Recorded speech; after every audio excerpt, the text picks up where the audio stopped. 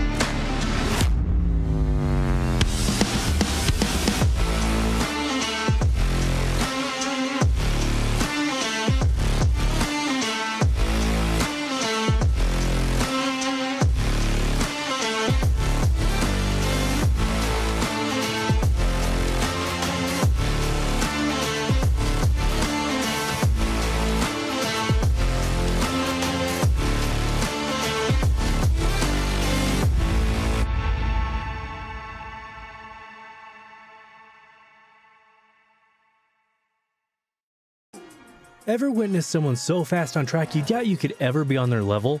The mission of Advanced Motorsports is to demonstrate the speed is achievable for everyone. With the expertise of some of the best sim drivers in North America, we are set to release free content on social media and comprehensive guides on our website. For those seeking the ultimate experience, our Advanced Motorsport Institute and personalized coaching sessions are the way to go. No matter your level of experience, we invite you to follow us on our social media to learn to be fast.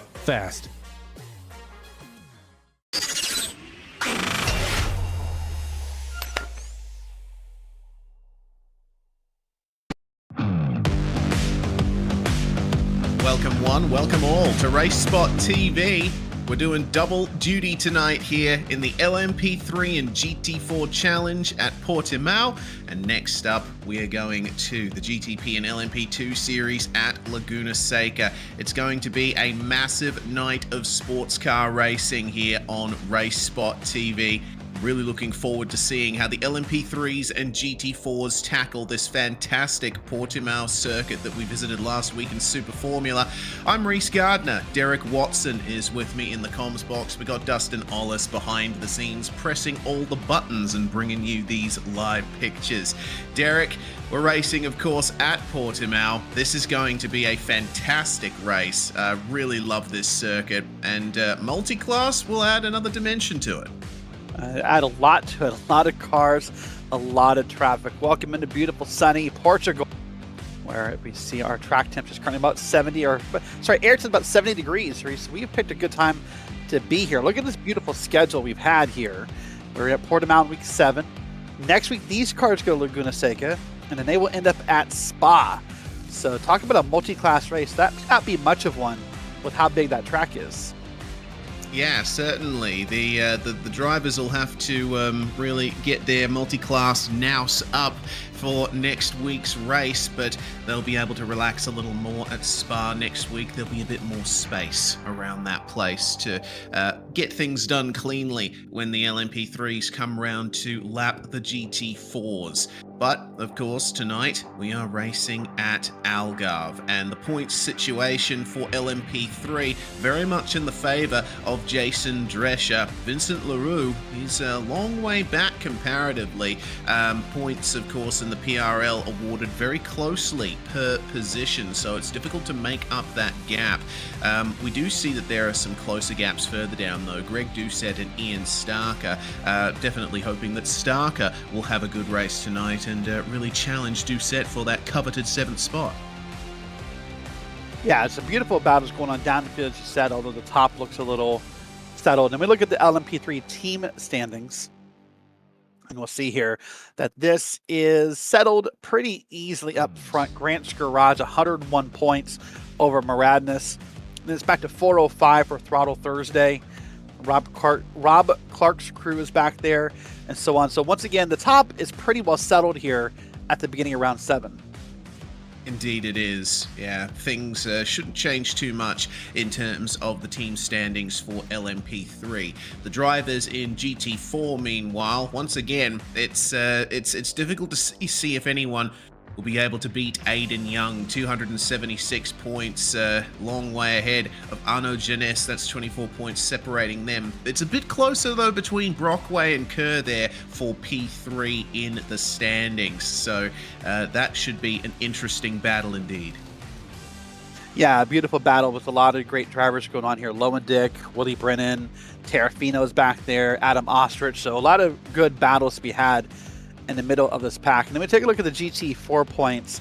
This is not as wide open. Hyperion's only 27 points ahead of Miracle Flow Misfits. And then Beware Stewards are the next one. They're pretty far back at 424 with Moradness, Oceana Coffee right behind them. Yep, Team Beef versus Fiercely Forward. There's not much of a fight there.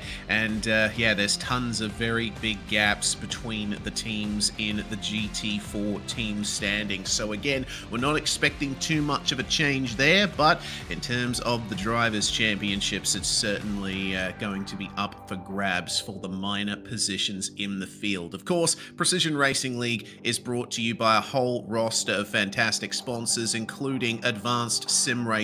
Owned and operated by passionate sim racers, Advanced Sim Racing designs and builds the sturdiest and most durable aluminium profile racing simulation cockpits available on the market today. If you're a PRL member, you also get a 5% discount on ASR products. Just go to advancedsimracing.com and use the Precision5 coupon code at checkout. Racebox offers mid and high-end button boxes for sim racing enthusiasts, from the casual gamer up to the most meticulous sim racing driver. Competitively priced and carefully handcrafted, their button boxes are an enjoyable addition to any sim racing setup. Visit raceboxsimracing.com and get a 5% discount there too, using the Precision5 coupon code at checkout. Butt Kicker products add incredible immersion and realism to every game. Feel every nuance and truly put yourself in the driver's seat. Check them out at thebuttkicker.com. Moradness is a performance lifestyle brand motivated by motorsport and founded by professional race car driver Daniel Morad. Moradness.com, also on Facebook, Twitter, and Instagram. They got a Discord server as well. Mr. Hedge iRacing Photography. Capture your finest, proudest, or simply worst moments from your hobby in up to 8K resolution. A great addition to any sim room. MrHedge.co.uk is his official website, and he's also on Facebook and Instagram. And finally, last but not least, get ready to learn to be fast with Advanced Motorsports. Follow them on their socials to become a better driver. Facebook, Instagram, YouTube, TikTok, and Threads. Well, we are in qualifying at the moment. Drivers making their way around the circuit and keeping their eyes peeled for off-tracks. Portimao is one of those circuits, Derek, where it's very easy to run off the circuit and get an incident point. So I think over the course of the 35-minute race to come, there will be some drivers who may be in trouble of exceeding the incident limit. Not only that, but there may be some drivers who are used to seeing start up front who may have to start in the back because, as you said, an off-track will invalidate your qualifying lap and not give you that time. So that's the thing you got to worry about first, is making sure you put down a time so that you are, at the front of the field where you want to be. Watching this car come around here with only about 2.5 minutes left, and doing a pretty good job sticking it inside is Turner Schroll, currently first. And the board at a 158.44. Let's see what he does here. Going to come across the board and does it a little. Arnaud Genet just got up there with a 158.11. He barely beat Scroll. And the battle's on. Yeah, certainly is. Looking very close in the GT4 standings. Look at the top four, only covered by 0.03 of a second. Ridiculous gaps there. The gaps are a little bit higher in the Ligier JSP 320 LMP3 category, though. Jason Drescher setting the pace beautifully. 1 minute 39.1, his current fastest. Let's see how he does in the last two turns of this circuit. It's flat out in the LMP3 car. Just hug the inside and make sure you get the best run possible to the line. Will Drescher be able to beat his 1 minute 39? Looks like he'll just improve there, get himself another 800ths of a second or so. Rounded up, of course, by a couple of thousandths. Adam Ostrich, one of the last drivers here to complete a lap in the GT4 category. This will probably be potentially. Oh, hello. Vincent Leroux has just had a massive improvement in the LMP3 category, up to second place, and another big improvement for Ian Starker as well, up to fourth spot there. There's some excellent improvements being found here late in the session. So first and only lap, apparently. Yeah, I actually had started to get concerned. I had thought maybe that he was one of those victims of the double off tracks because he didn't have any lap in at all with less than a minute left. I was starting to wonder if maybe he had, thrown away 2 laps and then he came in there and surprised us very quickly with only about 0.2 of a second off. And said his only lap here. Watching Adam Ostrich on the track here. Track's a little wide there. He's still good on the off track there. That'll be okay. Come down the line here. Now we'll flip over to Aiden Young. Yeah, he won't improve. Aiden Young has already finished his lap. Barry Sessoms taking the opportunity to practice a pit stop. There will be a mandatory pit stop in this race. The cars are not able to complete the full race distance on a capped fuel tank. Everybody is done. And with that, qualifying is over. And we can go through the grid for this round of PRL LMP3 and GT4. Jason Drescher is going to start on pole position. Championship leader doing well there. Vincent Leroux joins him on the front row. Calvin Mint is going to start in third alongside Ian Starker. Then we have Chase Wilson and Nikhil Taylor rounding out the third row. Matt Dinsmore is going to start alongside Doug Sorrentino on row 4. Greg Doucette and Nicholas Karangis, both Throttle Thursday cars, rounding out the top 10. And then Mikey Smith and Samuel Ma are going to round out our LMP3 field, Derek. I'll pick it up here with the GT4s as Arnaud Genet and Aiden Young up on the front row, 1 and 2, with Turner Schroll and Floyd Kerr, 3rd and 4th, and then Michael Terrafino and Ted Lowendick back in row 3. Cade Smith and Nathan Deering, followed by Adam Ostrich and Willie Brennan, and then Roy Brown and Barry Sessoms, round out your row 6. Then it's Robert McGeehan and Kalen Tobin, 13th and 14th. Jordan Branch and James O'Brien, 15 and 16. And then last but not least, row 9 is Nathan Jennings and Will Jennings, side by side, both, I believe, part of Big Fast Motorsports. Indeed. Well, 30 cars will take to the start here at Portimao. Behind the safety car, we do have a full formation lap scheduled around here, so plenty of time to check out this beautiful circuit at the Autodromo Internacional Algarve. This place was first built in the late 2000s, opened in 2008, I believe, and hosted some Formula One testing in 2009. It is capable of hosting Grand Prix racing from the very start of its run in the motorsports world, but it finally got the opportunity to host a Formula One Grand Prix in the pandemic-affected 2020 season, and it was certainly a pretty hard race to complete. Let's see then, as the field pulls away behind the safety car, what drivers can expect from this circuit. It's a long front straight, Derek, but turn 1, man, it's pretty fearsome, I have to say. So let's see, look at that big decline right there. Look at that big downhill right there. It's a big, big downhill. It's going to throw off into turn 1 on the right-hander here, so that'll be a big challenge. Starting lap 2, getting your car woed up in time. Even probably a challenge for the GT4s who start further back in the field on lap 1. Getting that car woed up and getting it down in this corner on time will be a challenge. It's a beautiful complex.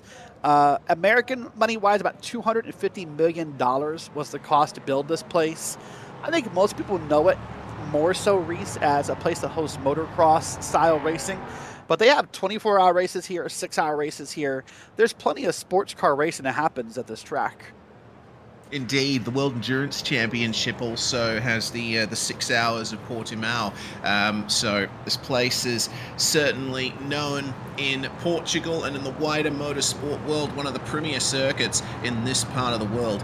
This hairpin is going to be one of the prime overtaking opportunities. If you try a move at turn 3, you can get your opponent offline and potentially have a run up the inside into that very slow hairpin. But you've got to be careful to get a good exit, because then you come up on this sequence. Double right-hander, very fast right, going into a slower one that goes uphill, and on the exit you are looking at the sky. This is the first of the really big elevation changes that this circuit offers.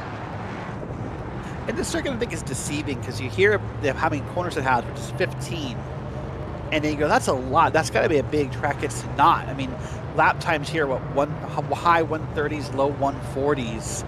So these 15 corners will happen fast. Look at this left-hander going up the hill. So it means when you're making this left-hander, you're kind of hoping that everything's okay, because you're not going to know until you get up there what's waiting for you on the other side. Absolutely not. This braking zone is certainly a challenge. It's another one of those points in the circuit where you're staring into the ether and then you go right back down the hill. This is an immense elevation change going through this left-hander, which is flat out at racing speed in the LMP2 at least. I'm sure if you play your cards right, it's flat out in a GT4 as well. And then you get to the final couple of hairpins of the lap. This penultimate corner here isn't, well, depending on your definition, not really a hairpin, but it's certainly a place that passes can be made, and getting the exit is ultra important to get the run through the final corner, which, as we mentioned before, is flat out in both categories of car. But you've got to be careful of the elevation change. Pick your line on the way in. Make sure that you don't scrub the fronts coming over that crest there, and you'll be able to have a good run to the start-finish line. But now we keep our eyes peeled on Jason Drescher and, of course, on Arnaud Genet in the GT4 field. Both starts getting to a 4 here as Drescher gets on the power and the green flag flies. We're racing in LMP3. And then GT4 will wait a little longer to see who can get the best start there. Great start from Drescher. Calvin Mint, meanwhile, getting challenged for third by Ian Starker and spins in the first turn, collects some damage, as that's a crazy start in GT4. Arnaud Genet losing pole position. Aiden Young in the GT4 now leading. Man, they were 3 wide coming into that corner. They got it worked out to the GT4s. Back down to 2 wide. Aiden Young's up in the lead here while the battle's happening for second and third side by side. Aiden Young must have a big grin ear to ear. Look at him, 3 wide here, and there's a spin over in the LMP3s. Mikey Smith going for a spin there, and unfortunately Calvin Mint had to make himself very slow to avoid getting into him there. Calvin's obviously not having a good race, down 9 positions after that contact in turn 1 and further issues from there. But full screen action now. GT4 is on coming into the double right-hander. Keep our eyes on Roy Brown in the Mercedes. Willie Brennan trying to make a pass on him. The top 3, meanwhile, well, it's Arnaud Genet trying to chase down Floyd Kerr and Aiden Young at the moment. Championship leader in that blue, in that yellow and black Mercedes, sorry. Aiden Young getting the best start he possibly can here, as Arnaud is having trouble with the rear end. Having trouble with the rear end, indeed. Arnaud, of course, easily identifiable by that hockey ref style livery, you will. You see right there on screen for just a moment as they go by here. You see that camera down and cut into that curb. And here's your GT4 battles. 1, 2, 3, 4, 5, about 6 or 7 cars, single file, and racing it through here as it's Young, Kerr, Journey, Scroll, and Lomendick, your top 5. Top 5 in LMP2 are Drescher, LaRue, Starker, Taylor, and Chase Wilson, who's got a big battle behind him, but we'll keep our eyes on Arnaud Genet here, the driver who started on pole and is now trying desperately to hold on to a podium place. Chase Wilson, meanwhile, has spun in the LMP3s. He's lost his rear wing, and oh, hello, the Throttle Thursday cars all getting involved with each other as round the outside, a position is lost there. Fantastic racing in the LMP3 category as GT4 is continuing on here. The McLaren in the field trying his best into the hairpin. Nathan Deering on the inside of Ted Lowendick here. Easy does it. Just got to get yourself into the rhythm. Vincent Blue's fallen off the scoring pylon.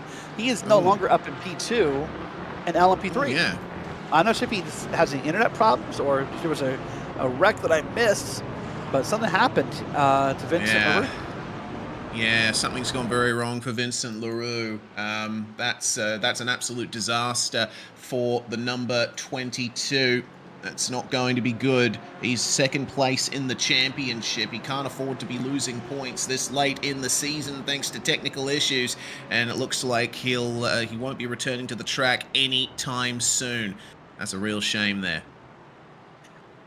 Well, let me provide a small silver lining where at least we're in a week where his drop week can still count. So I guess he'll make some points out of this. It's not as if it was 2 weeks from now at Spa where he can't drop the race. So he'll still make some points tonight. And sorry to see that, though. That's going to be a much harder hit to his championship win or hopes here in season 2. Yeah, indeed it will. Doug Sorrentino here in the number 31.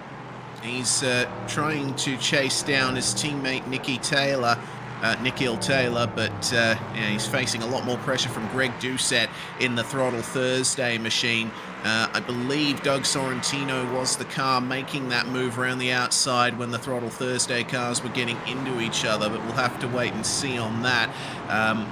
Let's see if he can get the best exit possible over the crest here and keep gapping Greg Doucette. He's actually looking quite fast at the moment. Might be able to catch up to Taylor by the end of the race if all things go to plan. Yeah, that'd be great for him to be able to do so. Here's another battle happening with a pass here. That's Mikey Smith getting around Samuel Ma, who started last. And there is Nicholas getting around there for P8. So now Ma is back to P9. Remember, he started last on the grid. Yeah, indeed he did. It's been a really good fight up for him.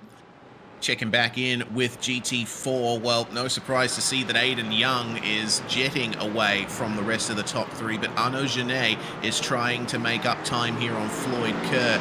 He's going straight to the inside, coming through that double right in the braking zone, trying to snatch away a bit more track position. Don't know if it's going to be working out for him, though. Pressure, meanwhile, for Nathan Deering. Cade Smith is making his way up to the back in his Mercedes, and Smith is one of the few drivers here who's actually in the same position he started, probably as -1 potentially, considering that Vincent LaRue had his technical issues before. But that's a good exit from the final corner. Doesn't quite keep it within track limits, but he'll keep the momentum up down the start-finish straight. Try and get into the slipstream. It's not very strong here in the GT4s, but he'll have an opportunity, potentially, at turn 3 or turn 5. You know, I'm going to ask you, Reese, do you suppose since he's a Pepsi car, instead of the slipstream, he's in the soda stream? Yeah, I would say so. Well, let's see how much fizz he has, or whether or not he has to inject a bit more CO2 into that drink. He's unfortunately not getting the best of exits from turn 3, turn 4.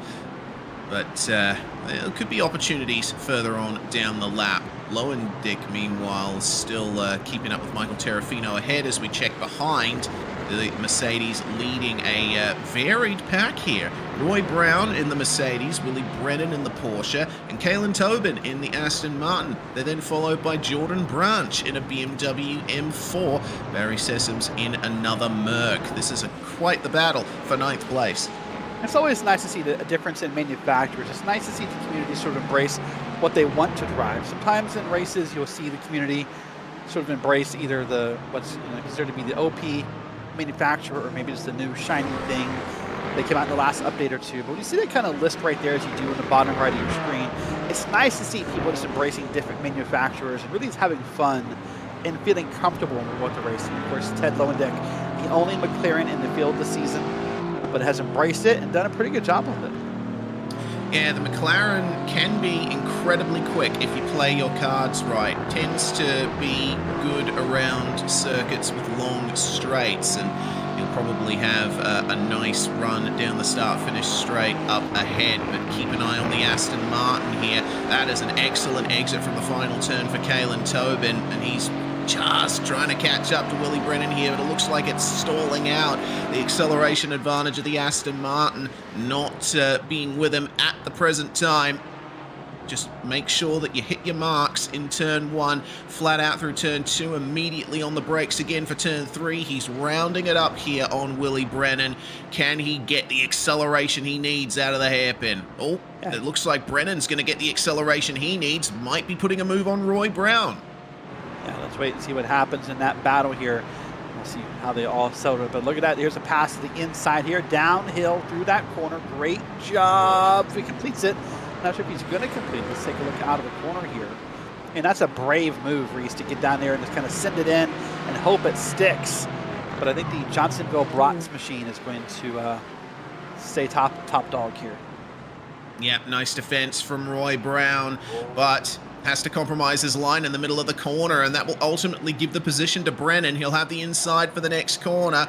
Got to make sure that he doesn't lose the rear here. Oh, Brown doesn't want to let this go, and here comes Kalen Tobin round the outside of the Mercedes. Very nice move. Tobin's been watching that battle go down, and he's taken advantage. He's gained himself a freebie out of that, and look at that. Jordan Branch might just be able to do the same. Wow, this is turning out to not be a very good lap for Roy Brown. No, not very much. And sometimes that's the advantage of sitting back and waiting, watching what's happening, watching what the opening is, who's aggressive, who's not, who pushes it, who doesn't. You kind of can form a game plan, say, okay, this is where I'm going to go for it, you know, and be strategic about what you're going to do. A great job here by the drivers who have made the passes here at this moment. We're coming down back to the start-finish line here to start another lap here at Portimao. And it's Roy Brown, Jordan Branch leading this pack around. Barry Sessoms might just be able to get up the inside of Branch here at turn 1. Oh, they almost came together there. Branch will hold on to the position. Fantastic stuff. As up in the LMP3 category, there's a battle going on for P7. Mikey Smith and Nick Karangis, they are absolutely meddling their way around this circuit, and it's on for second place as well. Ian Starker trying to go for it here on Nikhil Taylor. No one can catch Jason Drescher. He's nearly 10 seconds in the lead right now, but second place belongs to Nikhil Taylor. Good move there, but could be coming back as Ian Starker. There's room to the inside, and he takes it. Yeah, that's the beautiful thing about a track like this, where it goes back and forth, left and right and left and right, is you don't think you're ever really out of the battle for a while of getting the position back. You have all the back and forth to sort of settle it and see who can do what with it. Now they've worked it out here. They'll come downhill in this corner we saw just a moment ago and get a little wide here. But I think the story that's going to form quickly, Reese, is the one you brought up in qualifying, which is track limits. So maybe if you're new to iRacing, maybe you've got a family member or a friend in this race, you don't know what we're talking about. If you get more than half your car off the track over one of the painted areas or up into grass or where it be, that's what we call an off track. Within the PRL, you can basically get 13 of those before you serve a penalty. There's probably one right there. That's for Nicholas back here, P8 and 311. 13 of those will get you a drive-through penalty down pit road. Come down pit road at pit road speed, just drive through. You can't service the car. It's a hard penalty to eat. 17 and you're done. They'll park you and you score 0 points for the race.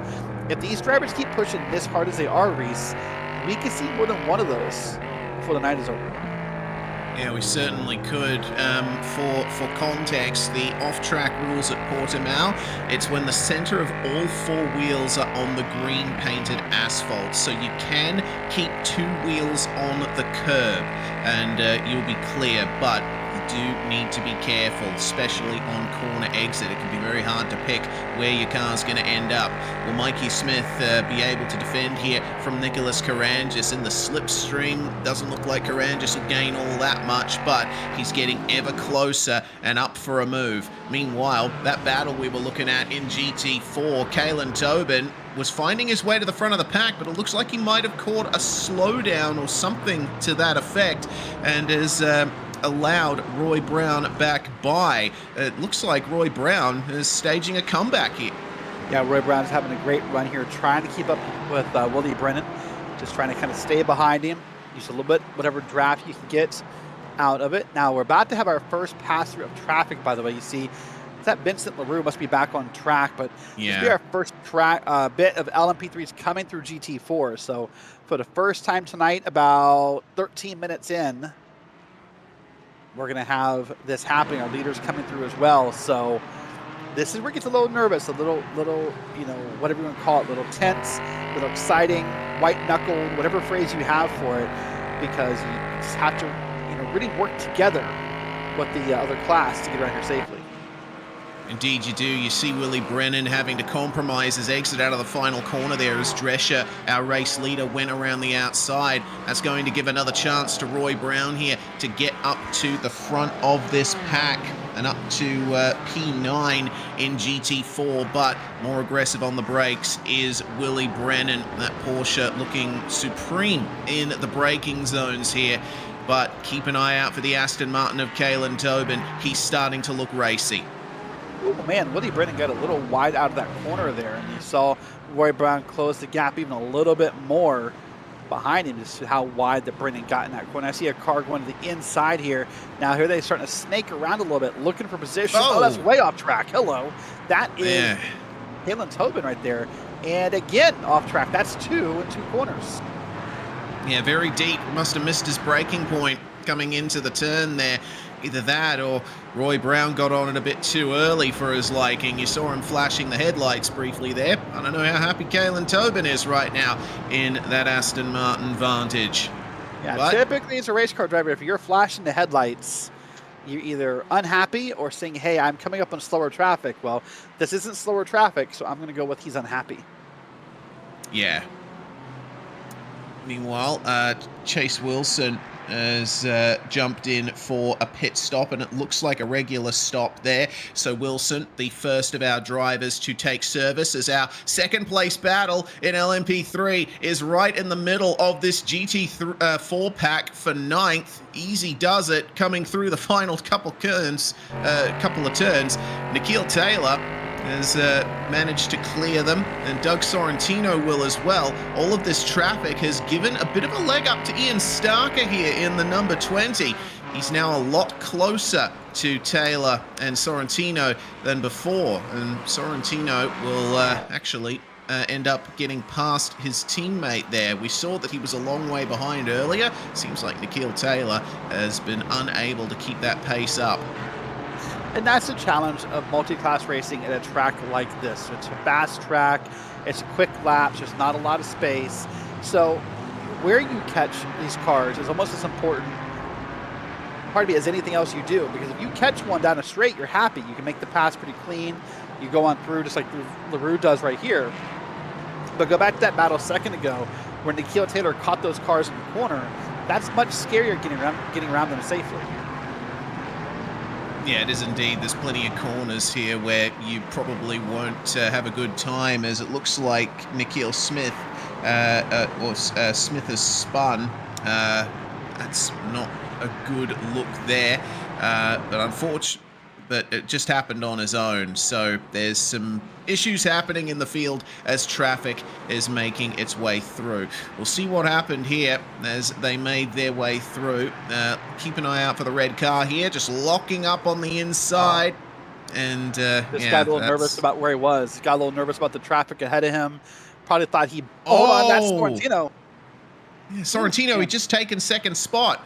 And unfortunately, going for a spin in the last sector of the track, He's fallen all the way down to 6th now, but he's got 3 cars ahead of him that are very close together, and there could be an opportunity for him to get back into 3rd place. This is what happened to him, just losing the rear end ahead of GT4 traffic, and he thought for a moment about getting back going, but he had to wait for the next bit of the field to come through. Good rejoin. Curious to see if his right tires were up on the curb recently. Maybe that's what caused the... Oh, there's another one. Oh, no. That's another one. What is happening? What is happening in the LMP3 class? We've had so many drivers making mistakes and losing the rear end here in just the previous lap. And really, overall, let's watch this replay again here. Watch this. I said let's tires up on the right curb. Here's the curb. No, it's coming in too hot. He did get a little unsettled coming off the curb, I think. Oh, that's scary. But you're right. What's going on here is a great question. It's only a 95-degree Fahrenheit track temp. That's about, 30 degrees Celsius, I believe. There's another one. Yeah. That, I think, had some help right there. That did not look single car. That's the starter. I think he got a hockey assist on that spin. Seems like no one wants to be 3rd in LMP3 right now. That's very interesting. I feel like as we check out for Matt Dinsmore here, what happened to him? Looks like he just got on the outside curb there between turns 1 and 2. That's a place that we've seen a few spins in Super Formula last week. I don't know what's going on in the LMP3s. Maybe the tires are mostly up to temperature by now. They do start stone cold in the LMP3s, but maybe the drivers are just pushing a little too hard, more than they would need to. That's what happened there to Starker. Yeah, that was catching the anti-cut curb at turn 1. Meanwhile, Greg Doucette has come into the pit lane, and a couple of GT4s as well, Floyd Kerr and Turner Schroll, making their way into the lane. Lots of pit stops happening, around the midpoint of this race. I can't believe it, Derek, but we are more than halfway through. Doesn't feel like it. No, I feel like it just started, doesn't it? But lots happen here, especially with the LMP3s getting excited. Let's watch this again here. It's going to be, just got a little bump in the back from the PepsiCo machine. Got a little shaken up there and just kind of had that happen to him. But a lot of what's happened, and to answer your question with the LMP3s, minus that last clip, is I think they're getting excited. They know drivers are spinning. They know spots are available. They know time is available. And you start to push. And what happens when you push, you just make the same mistake your peers are making. So I think that's what's going on. I think it's just about of excited cars, and track temp ever so slightly increasing is leading to a slick racetrack. Indeed it is. Doug Sorrentino, meanwhile, well, we saw him down to 6th earlier, but thanks to the mistakes that have been made and the battling happening in front of him, he's made his way back up to 3rd, but he's got a long gap ahead to Nikhil Taylor and, of course, Jason Drescher, who's managed to grab a lead of nearly 20 seconds here, and that's just in 20 minutes. He's gaining a second on the rest of the LMP3 field every minute that goes by. Well, I mean, knock on wood, Drescher might be the only LMP3 who hasn't spun the car around in this race, Reese. So he might have that going for him as well. I feel like every other LMP3 in the top 5, has almost spun this car around. So here we go. Now we got the old cow pattern against Michael Terrafino. Troll's trying to find a way to move on around him as we battle here for 14th and 15th.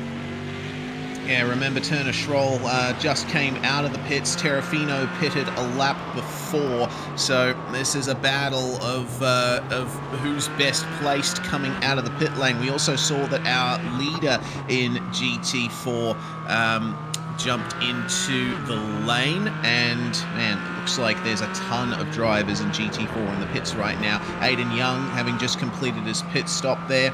Brown, Tobin, Branch, Smith, Sessoms, and Ostrich as well, all in the lane. Okay, so we're getting some news about Arnaud Genet, apparently. He didn't have the best of times out there on track. We'll keep our eyes on the McLaren.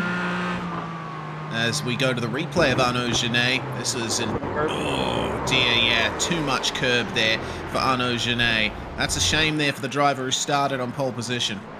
What's that, Mr. Hedge? Your best, worst, or unforgettable moments? That's one for Arnaud Genet right there, isn't it? It's, get a couple pictures. Maybe he doesn't want the pictures of that, actually.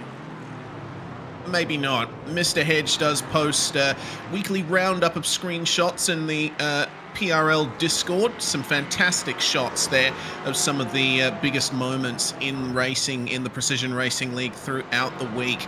So Genet now with his spin falling back into the clutches of Terrafino and Schroll. Genet pitted 2.5 laps ago, same for Terrafino. They are on the same conditions here.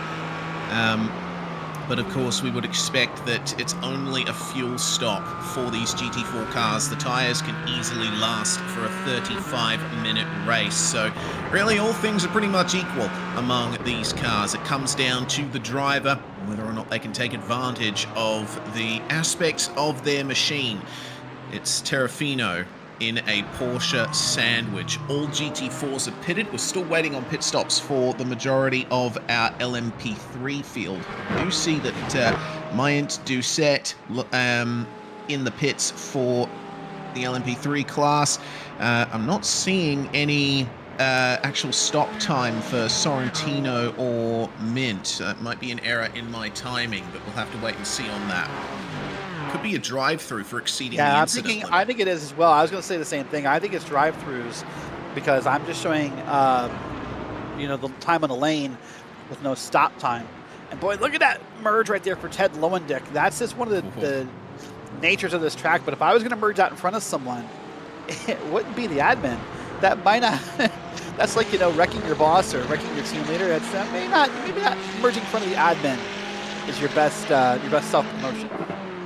Yeah, well, they managed to get through it cleanly, but we'll see what they can do here. Ted getting on the power in the McLaren, managing to gap him as Taylor and Smith pit in the LMP3 class. 11 minutes to go in the race, and now it's crunch time. We'll wait and see how long the likes of Drescher, Karanja, Starker, and Dinsmore will be able to run it before they jump in. Here's a beautiful battle still going on right here. The third, fourth, fifth, and sixth here with about 10.5 minutes left here, Reese. And I seem to have it somewhat of a lines scattering around a little bit here. By the way, if you were watching this and you're like, man, that looks fun, I want to do that, well, you can. Currently this week, all active PR members or all current PRL members can sign up for next season, season 3. Everyone can sign up, Reese, starting on Sunday, including a brand new league on Thursdays. Indeed, PRL are bringing back the GR86 and MX5 series on Thursday nights before the Super Formula series. So if you're interested in racing, get on to precisionracingleague.com and sign up, as into the pits finally comes our leader in LMP3, Greg Doucette, will make his way into the pits for the third time there. Doucette's had a very rough night as the fighting continues here in GT4. This is the battle for third. It's split into 2 packs. It's Lowendick versus Genet up front, and then Turner Scholl, Michael Terrafino, and Arcade Smith trying to work his way on through in the PepsiCo liveried Mercedes. This is a very interesting fight, and it looks like there might be moves to be made between Lowendick and Genet at the hairpin. Arnaud trying around the outside there. Yeah, and a better exit. That's going to be Genet getting it, and whether or not Lowendick's going to fight back here remains to be seen. He tries holding the outside, but Genet will keep the position here. Just got to focus on the exit. But look at that from Lowendick. He's straightened the car up. He's trying to come back. Trying to come back indeed. Doesn't have quite the closing gap he wanted to as he come down through the next corner. Downhiller, pardon me, is what I was trying to say. And now we're going to come on through here. So now Genet has made the pass on Lowendick. Lowendick, of course, known for his road racing skills, both across the GT4s and the Wednesday Night Oval Series, where they're going to be at a road course this week. So Ted Lowendick has happy for this week. And Indeed he does, and with pit stops for Sorrentino and Calvin Mayans, that is going to clear the LMP3 field, and looks like that clears the entire field, essentially. Every single car has made a stop in this race, and unfortunately, with Greg Doucette coming into the pits for the fourth time, seems he's retired the car. He's not had a nice time as the number 77 of Greg Doucette. So let's hope that the last 2 rounds shine on him a little bit more. Arnaud Genet. I just noticed here on the board, after the merges of the pit stops, look at that. Look at the top of the board for GT4. Floyd Kerr has out-pitted Aiden Young. Yeah, interesting stuff there. He got a pit stop that was about 2 seconds faster, 1.5 seconds faster. Yeah, 1.5 seconds is the advantage Floyd Kerr had over Aiden Young there. And it looks like even more so coming through the pit lane from entry to exit. So Floyd Kerr has it all to play for here, and look at how close the lead is. Aiden Young, of course, leader of the championship in the GT4 class, so in these final 7 minutes, Floyd's going to have to put on a mammoth defense. So I think what's happening here by the 1.5 second difference in the pit stop is I think there's a difference of opinion between Kerr and Young about how many laps are left in this race. Reese, I think that's what we're headed towards. We've seen this before in the GT3s this season, where Kerr thinks there's 1 less lap than Young does. Now, whether he's right or wrong, only the time will tell us the answer to that question. But Kerr has definitely taken less gas. So my guess is it's because of how many laps that each of them think they need to run in this race. Yeah, and it's complicated further by the fact that these guys are in the slower of 2 classes out here. Jason Drescher, leader of LMP3, is currently about halfway around no, he's actually approaching the final couple of corners. So he'll be able to lap these guys 1 more time before they get to the end, possibly 2, depending on the pace difference. So that is the deciding factor. It all depends on when Drescher takes the white flag. And in a weird way, getting lapped benefits Floyd Kerr. It does. Because that means they're running less laps. That's the only thing I can figure about the difference there. I mean, Kerr may have saved a little bit of time in drafting. We talked about that week after week in the series, but I don't think that's it. I think it's got to be a difference of opinion. Look at this 3-way battle. That's the Pepsi machine, the Terrafino, Kate Smith in the Pepsi machine, and Turner Schroll in that blue machine. They're nearly threatening 3 wide here at Portimao.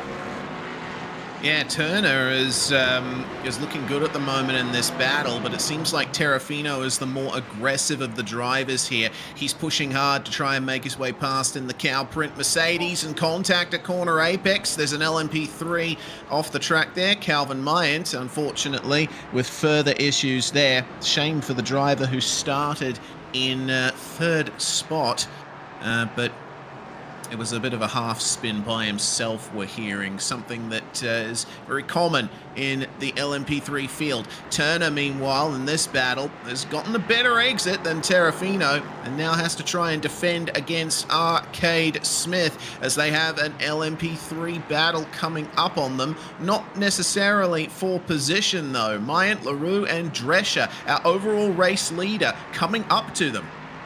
Yeah, coming up to him indeed right here. And it's now going to make a pass very clean here. This is the best pace he could catch. And look at this live battle here. Both sides. There's your GT4 lead in the big picture, and your LMP3 leader on the bottom right here. And Aiden Young, is trying to find a way around Floyd Kerr. There it is. That's the pass right there. If you make 6, can't make it work. Oh, Floyd's going to run a bit wide on the exit of turn 3, though. He's got to try and put the power down across the crest. He runs wide. That's going to be another off track for Floyd Kerr. Aiden Young now with the advantage coming into the hairpin. It's defensive for the Porsche.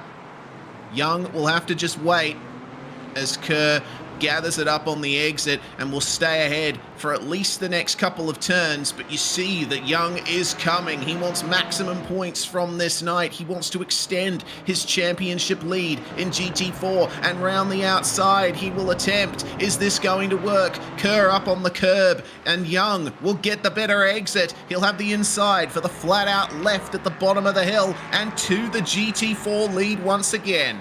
Kerr's going to try to get back under him here, but the turn is to the right, so that's not going to happen the way he wanted it to. Is still digging in here, though. Now back inside that draft, is kind of sitting comfortably. Remember, that car has a little less gas in it, Reese, so natively, it's going to be a little faster because there's less weight inside that car.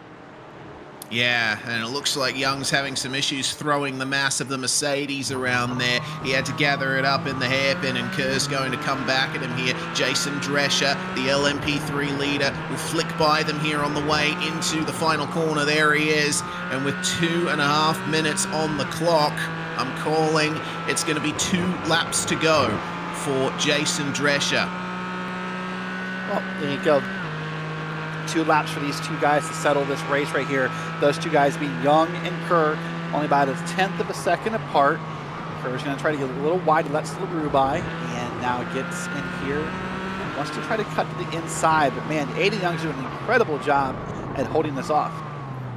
He is indeed, managing to pull it up well on the inside too. It's a good defense happening here for Aiden Young at the moment, but a better exit for the Porsche of Floyd Kerr.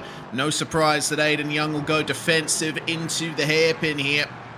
Will he hit the apex, or will he run deep? He gets squeezed to the inside a little by Kerr, who has to back out of it. Yeah, it does back out of it, decides to wait and see if he can live another day, so to speak. Find another battle to fight in that 68 machine. Part of Hyperion here, so now made a bit of a gap between himself and Aiden Young. By the way, this is the battle for 5th on the bottom right of your screen for the LMP3 lead, or LMP3 battle. And then again, we saw Tobin back there with the flashing lights. That's not the first time this race he's been upset with someone, but battles on both sides of your screen here, Reese. And both are within striking distance. They are indeed. Matt Dinsmore versus Ian Starker for 5th place in LMP3. And for the time being, it looks like Dinsmore has it, because Starker runs a bit wide there and loses more time. He'll be hoping that there's some traffic issues for Matt Dinsmore and he'll be able to catch back up. But with a minute on the clock, Jason Drescher has crossed the start-finish line to begin the final lap of the race. And I'm certainly hoping for Floyd Kerr's sake that he has enough fuel in the car to get this done and finish in 2nd, and maybe try and grab it here from championship leader Aiden Young, snatching a little slipstream off Calvin Mayant, who's made his way back out onto the circuit, way down in 10th spot in LMP3. But it looks like Aiden Young has the gap he needs. Yeah, it definitely has the gap he needs for right now, at least. As long as he doesn't slip and slide through a corner, he should be fine here. Look at this Drescher on the bottom right of your screen. Just nice out for a nice Sunday drive. Just kind of driving around here, just trying to find the checkered flag. But look at this here. This is Kerr moving around. Hits the outside of Aiden Young, and now he's going to try to flip it around, but cannot. Aiden Young, that car feels like it's about, 14 miles wide right now. Yeah, and it's not just physical width. The Mercedes is a bit wider than the Porsche Cayman. So, yeah, I think it's going to be a bit more work for Floyd Kerr to do if he wants to get this move done. But for the time being, it looks like Aiden Young has calmed things down, gotten back into the rhythm, and there's not much of a fight Kerr can give him. But through the penultimate corner will come our LMP3 leader, Jason Drescher, championship leader coming into this round. He has been dominant in this series, and I tell you what, this is going to be another sweet, sweet victory for the number 29 checkered flag, and Jason Drescher will take the overall win by over 26 seconds over Nikhil Taylor. It's a ridiculous gap that he's built up at the front of the field, and out of the final 2 turns behind him will come Aiden Young and Floyd Kerr.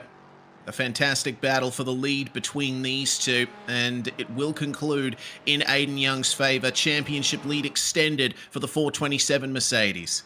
What a great race by both leaders. What a great race overall pretty clean race overall. A couple spins and maybe some damage on lap 1, but for how tight of a track this is, Reese, look at this in 5th and 6th here. But for how, it must have been a black flag? Yeah, that's what I'm wondering if it was a black flag. But anyways, for how tight of a track this is, Reese, 15 corners, only 1 minute and 40 seconds. That was a pretty clean race. It was. Nathan Deering getting a black flag on the last lap as well, having to pull into the pits. That's a shame there.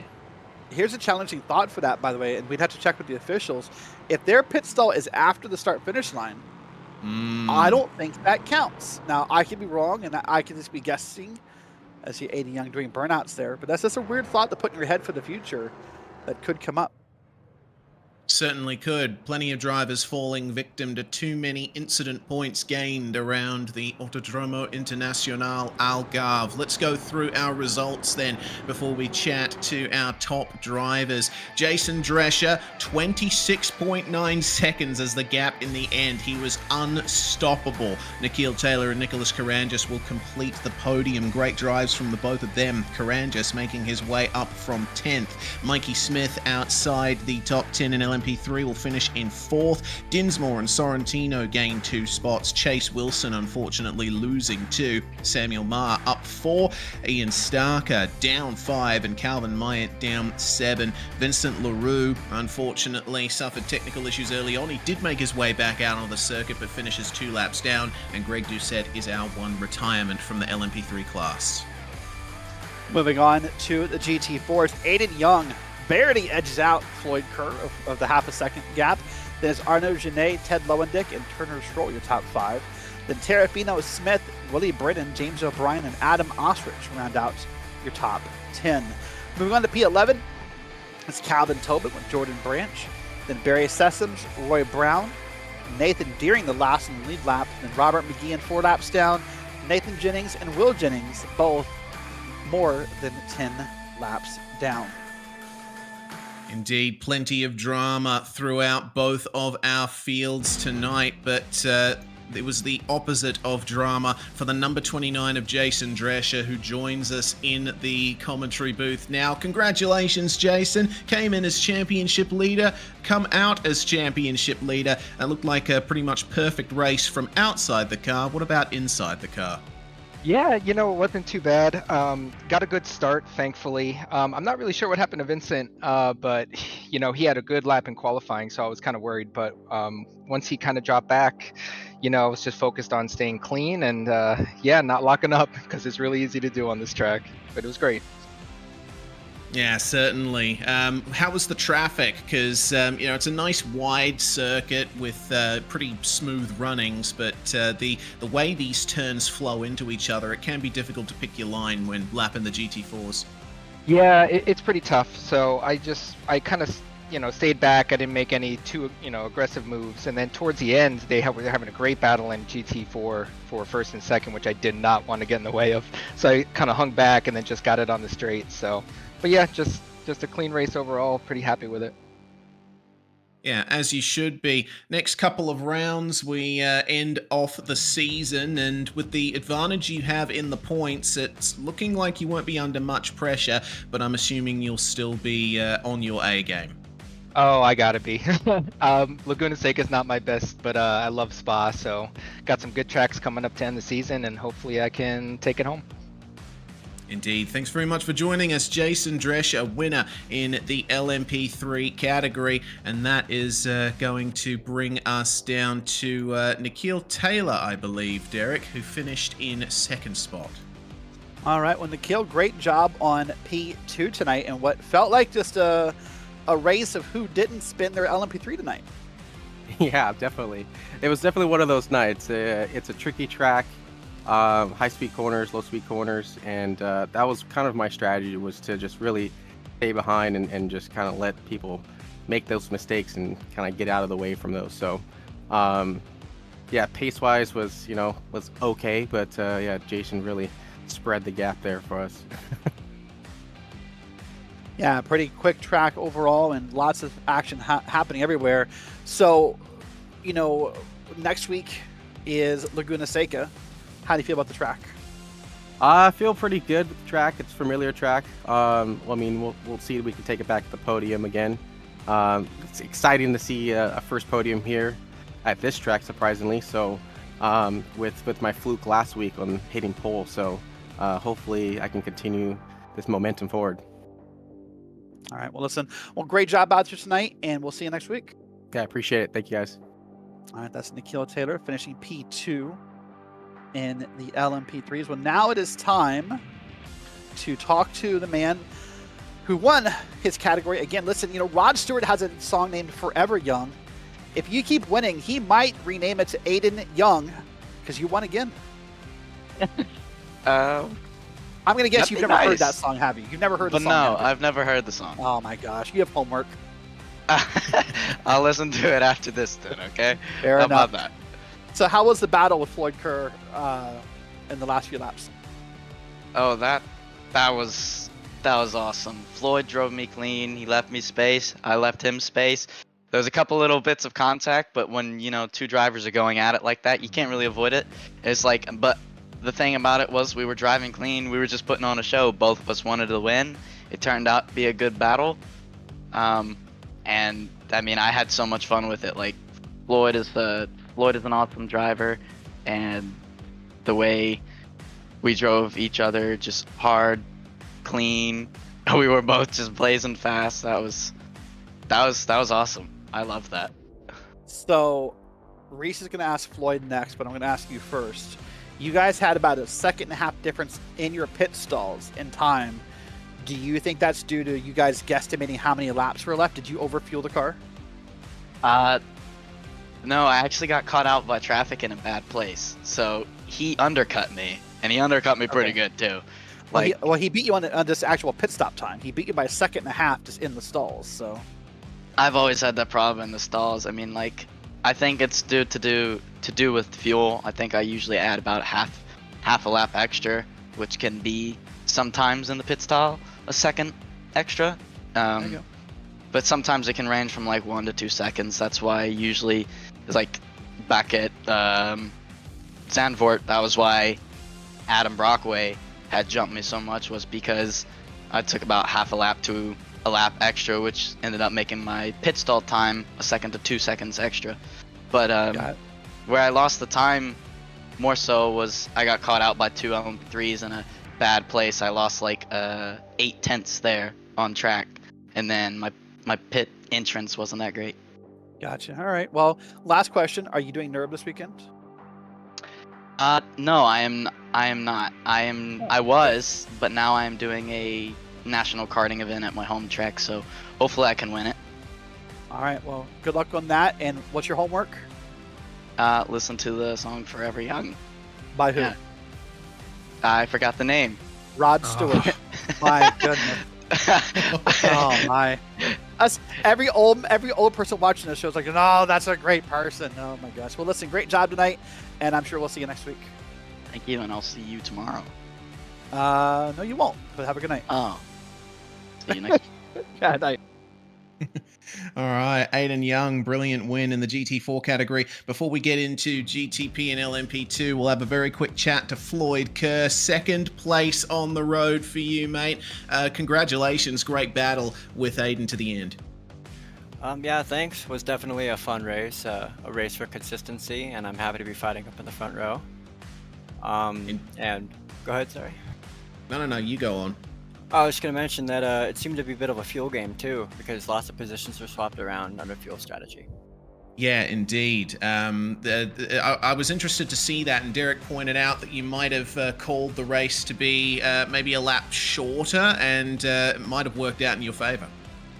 I think so. It looks like probably most of us took it a lap short, maybe. I'm not sure, but I definitely had a full lap. I could have saved more if I would have took the other LMP3 lapping us into account, but it was what it was. It was a fun, great fight with Aiden Young, and definitely a good points grab for Hyperion Racing.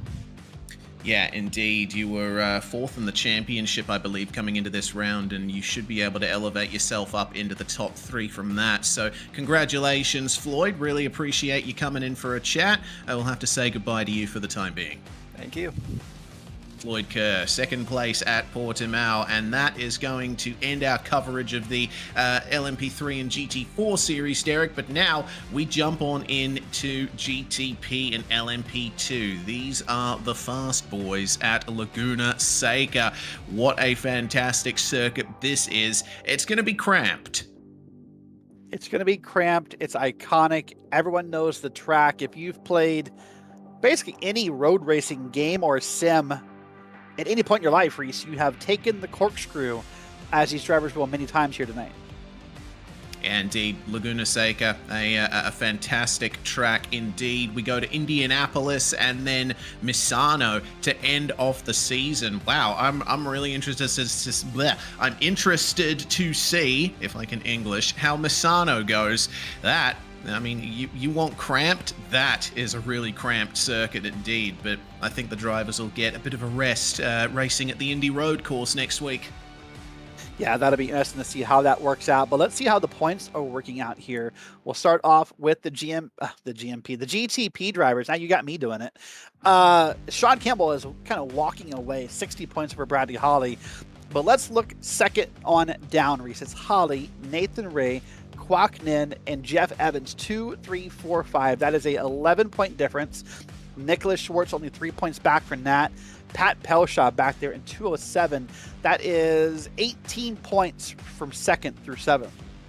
Yeah, it's a very tight battle for second on back. Campbell has been dominant in the GTP category, but it is all on for second. Who will be able to get that done? Waterback Racing back row is leading the team's championship in GTP, 40-something points ahead of Precision Racing Esports Silver. And as far as gaps go, it's looking like the closest is between Fiercely Forward and the Moradness M squad for 7th spot. So keep an eye out for the drivers from those teams, see where they end up finishing. It'll certainly be interesting indeed. LMP2 driver standings, Jack Hedgecox, he's always been quick in LMP2 and showing it again this season. But once again, Derek, it's second on back where it really goes off. There's only 6 points between Alex's Crow and Caruso, and then only another 7 points back to Rob Campbell. Yeah, then only, 13 points back to Chip Michaels, a couple points back to Andrew Wood, 3 points back to Caleb Lehman, Tyler Pierre Richards, 211, John Leedy, 205, 199 for Luke Wallace. So really, I mean, second through 10th is kind of live with three races left. Listen, and Hedgecox isn't safe. I think he's already used his drop on a race where he did not perform well. So this is really a wide open race as far as these go here. But let's take a look at the teams. It's Go Win Racing Sapphire, 534, only 9 points ahead of Lunatic, and then Hyperion, SRTE, and others back there battling for P3. Yeah, indeed. It's certainly close for P3 in the points. Also reasonably close for 6th place. Gowan Racing, Ruby and Moradness, ASR, only separated by 11 points there. And really, those are the only close battles in the LMP2 team points. The lead between Gowan and Lunatic Sapphire will certainly have some changes made to it coming out of this round. Qualifying is on for the GTP and LMP2 series, and we keep an eye here on Boris Ovando in the Precision Racing Esports entry. Pat Pelshaw as well, actually, we're looking at. Seems like they're both part of the same stable. My apologies for that. Obviously can't go a broadcast without misidentifying someone. That's part of the Reese Gardner brand, I suppose. But Pat currently on pole position, and Pat is currently down in the standings, 7th spot. He has 2 rounds that he missed earlier on in the season, and now this is a big opportunity for him to get points. I was looking here so far, there's not a lap, nor do I think Sean Campbell's in the server. Sorry, I'm confirming this on myself. Yeah, actually, yeah, there's no Sean Campbell. So this could be a race. We could have a race here for GTP tonight. This would be a bit of a, probably not a closer. Sean's had great races. Even his drop will be a high number. But still, it's going to be a battle and fun to see how the rest of the field behaves here without Sean Campbell. Yeah, certainly it will. It's opened up the competition a bit in what has turned out to be a bit of an Acura Cup, really. The majority of the GTP field is running the Acura ARX 06. There's only 3 drivers in the standings that haven't run the Acura this season.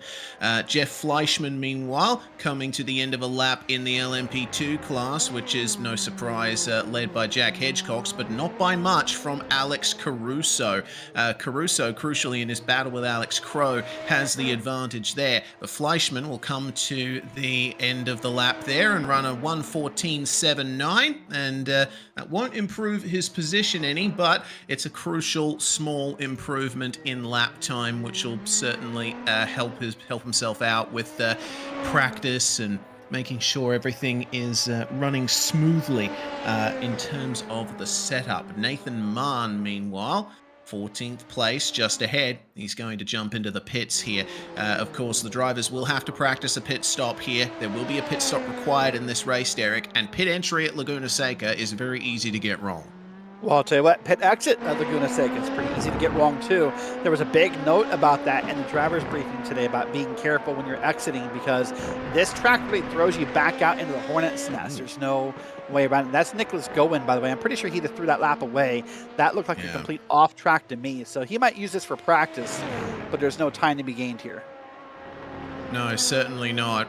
Yeah, you're running the gauntlet around this circuit. It's certainly an old-fashioned track. There's no tarmac runoffs here, just sand and gravel off the edge of the circuit, and not much space to be making moves down the straights. Everyone has finished their laps, but we'll keep an eye on any on-track action that we see. Going here, making his way down to the final couple of corners. And yeah, I mean, you just get a sense for how rapid this track is. He's not going to go for pit lane here. He's actually going to take the final corner one more time. Drivers get 4 laps in this session, but if he does have any laps left, he won't have time to complete it. A lap around Laguna Seca taking about 1 minute and 12 seconds in the LMP2s. So we'll take our opportunity here in the dying seconds of the qualifying session to go through the grid, because it is pretty much set now with everyone having completed their laps. In the GTP class, the 919 of Pat Pelchat is going to start on pole position alongside Boris Ovando, one of the quickest drivers in PRL.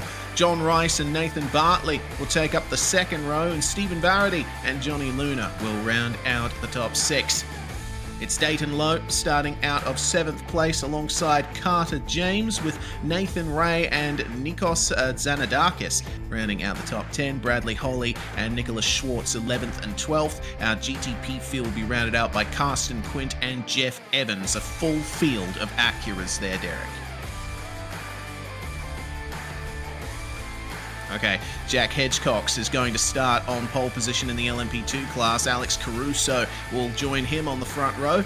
Alex Crow and Caleb Lehman will start on the second row. Luke Wallace and Joshua Chinsky behind them. Chip Michaels starting out a 7th spot alongside Rob Campbell. Josh Gowen and Andrew Wood round out the top 10. Craig Bray and Marco Jansen are going to start 11th and 12th. And then we have Leighton, Mahn, Fleischman and Nicholas Gowen to make our way through to the end of the field. And John Leedy did not set a lap in qualifying. He will start all the way at the back of the field. So now we get ready for the formation lap. And once again, it's a full formation lap here at Laguna Seca, with plenty of opportunities to dissect this circuit. Just waiting for the timer to tick down now. And I gotta say, traffic is going to be an element. It'll take a few laps for the LMP2s to get caught by the GTPs, but when they do, they've got to be careful about how much room they're giving.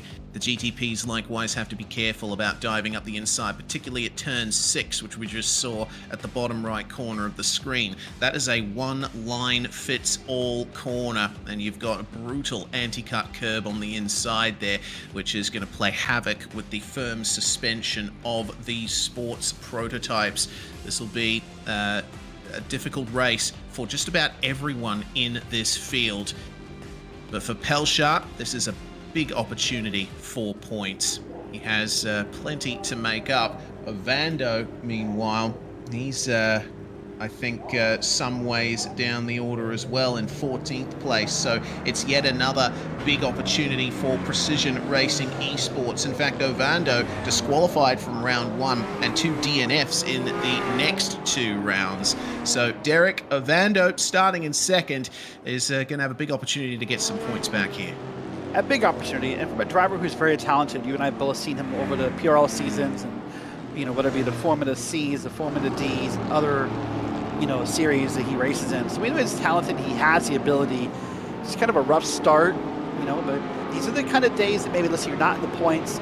This is a moral victory. This is a way to kind of get your momentum back, to make yourself feel better, and to win any race, is big. But I always think winning races at iconic tracks like Laguna Seca, I think that means more sometimes to a driver than winning, at just any track. Winning at an iconic track feels like an achievement. It does. There's a lot of prestige associated with many of the tracks that are run this season, and Laguna Seca is one of the most historic tracks in American road racing. Opened in the late 1950s with somewhat of a different layout to what we see now. Basically, it chopped off turn 2 to turn 5. It was a straight run between those 2 corners. The infield section that they just made their way through was constructed in the late 1980s for a planned Formula 1 bid that never materialized, but it certainly helped the circuit's prestige some. The corkscrew, meanwhile, Derek, this is going to be probably the big action spot every single lap. And we'll talk about it, as I say, at least a few times. There's different strategies. Some people say look at the trees when you're coming down the corkscrew. That's how you're supposed to do it. Hopefully not cut that sand in right there on that corner and get it done. But yeah, there's a lot of ways to approach the corkscrew. Not all of them correct. Indeed. I've certainly found that out the hard way. As we approach the final corners, pace car in, the LMP2s will get their start after the GTPs here. It's Precision Racing Esports Silver and Blue on the front row. Pat Pelchar gets on the power from pole position. We are racing in the GTPs. LMP2s getting up to speed here with plenty of pace on the formation lap. And it looks like Jack Hedgecox is going to go for an early start there as the GTP field make their way through turn 1. Pelchar protecting from Ovando, but it's on for 4th on back. Bartley, Varady, Luna, Carter James, Dayton Lowe, and the sole Porsche in the field, trying his best to stake his claim in a field full of Acuras. Well, the first time we can say this in a while, turn 1 is clean for both classes. Now on the right side of your screen, you see LMP2s. They have made it through turns 1 and 2 successfully. So for right now, a clean race on both sides of your screen. Battles on everywhere. Lots of single file racing as you go up the hill in anticipation of the corkscrew there on the other side of your screen. Indeed. Carter James defending from Dayton Lowe there, the Cadillac and the Porsche. They're the odd ones out in this field, but Jack Hedgecox bringing himself up to a fantastic lead in the LMP2 class. Pat Pelchar comfortably ahead of Boris Ovando at the end of lap 1 in GTP. Whoa, there's one. Oh my goodness, there's 2 of them. That one went swinging through the corkscrew down the top. I'm sure he's at the bottom. There he is. And wow, the 2 of them went flying through there. That's Stanza, I believe that's who that is right there on your screen. And wow, that was fast. That's hard to say. I was just about ready to congratulate everyone on making it through basically the whole first lap clean. And that car came flying. I suspect there was some contact or something went wrong before that point in the track, though, because that happened very fast. It did, but actually it looks to me like Marco Janssen there in the 97 who spun locked up the rears coming into the corkscrew. So We'll have to see if any contact was involved there. The battle between Porsche and Cadillac, meanwhile, is certainly going off. Carter James trying to keep Dayton Lowe behind us. We'll check out what happened to Marco Janssen. We'll keep our eyes peeled here coming into the corkscrew, and you see that, yeah, he does lock up the rears and spins on his own, but it was very close there. It caused a bit of a scramble behind. It's easy to miss what happened there, because there's actually a little bit of contact right behind him coming to the corkscrew, and I was sort of focused on that and almost missed the spin into the corkscrew. But you're right, that was single, car, no other, cars involved. One car tried to avoid, but no contact, nothing like that. Well, here's Alex Caruso leading around here for the LMP2s. And both, so far, we are a little bit in this race, and both leaders have remained intact. Yeah, they have indeed. Oh dear, Michael's at the final corner going for a bit of an off there. He'll rejoin cleanly, but that's a bit of a blow early on in this 45-minute race, which again is going to require a pit stop, and it's starting to get messy here, the battle between Carter James and Dayton Lowe. They are losing time actually to Nathan Ray in the number 23 Acura behind. They'll stay single file through the corkscrew, but they need to be careful about the exit flowing through these last turns here. Who gets the best run through? There will be a little aero disturbance these drivers will have to deal with in the GTPs, very aerodynamically sensitive. Look at this, right up on him here. This fiercely forward cars wanting to do just that, go fiercely forward, but having to manage the cars in front of them first here. We'll see some more corkscrew issues here. Yeah, car spinning by themselves at the corkscrew, all on his lonesome. And yeah, just a little bit too hot in, tries to compensate with more throttle, and unfortunately spinning himself around. The number 93 of Rob Campbell losing a couple of positions out of that. GTP cars having a good time at the moment, especially if you're battling for third. John Rice versus Nathan Bartley. Who's going to get the best run out of these two? It's another fiercely forward machine being chased down by Nathan Bartley in the 37. Yeah, felt like Rice got a little bit better run out of that corkscrew there, and now is doing pretty well here. Kind of snakes around for the final corner. Look how close Bartley closed up there. Right there coming into the start finish line, close up a lot. So they're better at different points of this track are Rice and Bartley because of how they're getting each other. Now look at that three-car battle here. That's James, Lowe, and Nathan right at 7th, 8th, and 9th. And they're all in line. Here he comes. Look at that. That's a big dive there for Dayton Lowe. Too deep, and Carter James will take the position back. But they both run off track. Nathan Ray's going to take advantage. Can't really make a move around the outside there at turn 3, so he'll have to stay behind again, but you can see that no one is bulletproof in this race. I think I saw Nathan Ray using the headlights a little bit to kind of show a little bit of his displeasure and how aggressive that was and how close it felt. I think I saw a little bit of the flashing of headlights in the back of that camera shot. This is battling here between Craig Bray and Nathan Mahn. We also have Nicholas Goen there with them too. Nicholas trying to make up further spots here, starting at the very back of the grid. Nathan Mahn, meanwhile, steadily working his way through, up 2 spots from where he started. That's oh no, Karsten Quinn. He's unfortunately had a huge wreck at the corkscrew there. Yeah, one of the new dynamics to iRacing in this season is the further you get from the track reach, whether it be in the dirt, in the grass, or what have you, it's a little harder to get yourself out of there. And he may have wrecked the car first, so that may play into it as well. We'll wait for the replay to come around and see what happened or didn't happen to that machine here. But look at this nice train of cars here coming around. Yeah, well, here we go. This is what happened to Karsten Quinn. Just got on the brakes way too late, and I think a bit of instability on the gravel as well. Huge run into that's why it's stuck. Yeah. Wow. Most drivers you see miss the outside of that corner. It's very rare you see someone miss it to the left. Most drivers kind of, go way wide in that corner. But yeah, he just cut inside I don't know. Yeah. Well, we'll move our eyes back to the battle between Carter James and Dayton Lowe. Nathan Ray still chasing. They have Johnny Luna ahead of them that they are catching, but Luna's been suffering some technical issues. He's been disappearing off the circuit from time to time, so that might not inspire much confidence in Carter James here. He'll have to keep an eye out in his mirrors for Dayton Lowe to take advantage of any little flummoxes he might have around this circuit. Further forward, Stephen Varady losing 3 seconds on the last lap.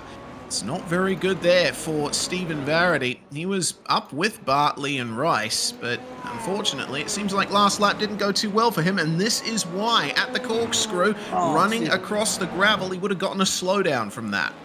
Yeah, definitely would have had to slow down from that, so we had to blow the car up and let things happen in there. I thought it was going to be another pass attempt, but it didn't work out. And Carter James still keeping Dayton Lowe behind him, and Nathan Ray sitting in the wings waiting for the opportunity to get by, but it's proving very hard to actually make moves here. Anytime a driver's tried to attempt a pass, they've either run wide or they haven't been able to keep up momentum through the corner. And oh, here we go. This is potentially a move at the final turn coming up for Nathan Ray. If Dayton Lowe doesn't pick up the pace, they will stay in line through the final corner. This is a very intense battle. This is intense, and you're right, it's proving to be harder than I thought to make passes here with these cars. Let's take a look at a replay here. Battle for 11th just a moment ago. Watch this here. And this is going to be shorts. And oh, that's a shortcut. Or a shorts cut, if you will. Yeah, and look at the chaos that erupts next to him when he gets back onto the racetrack. That was a big change there between Jeff Evans, Cognin, and Nikos Tsanadakis, who is now at the back of that pack with Schwartz. The battle for third in GTP, Rice versus Bartley. This has shown no signs of calming down as Ovando and Pelshard are just driving away from everybody at the moment. Pelshard, we've barely given any airtime to him. He's been just setting consistent, fast laps, and it seems like no one has a real response to Pelshard's pace. Is there any response here from Nathan Bartley as he tries to overtake John Rice? We look a bit further back here.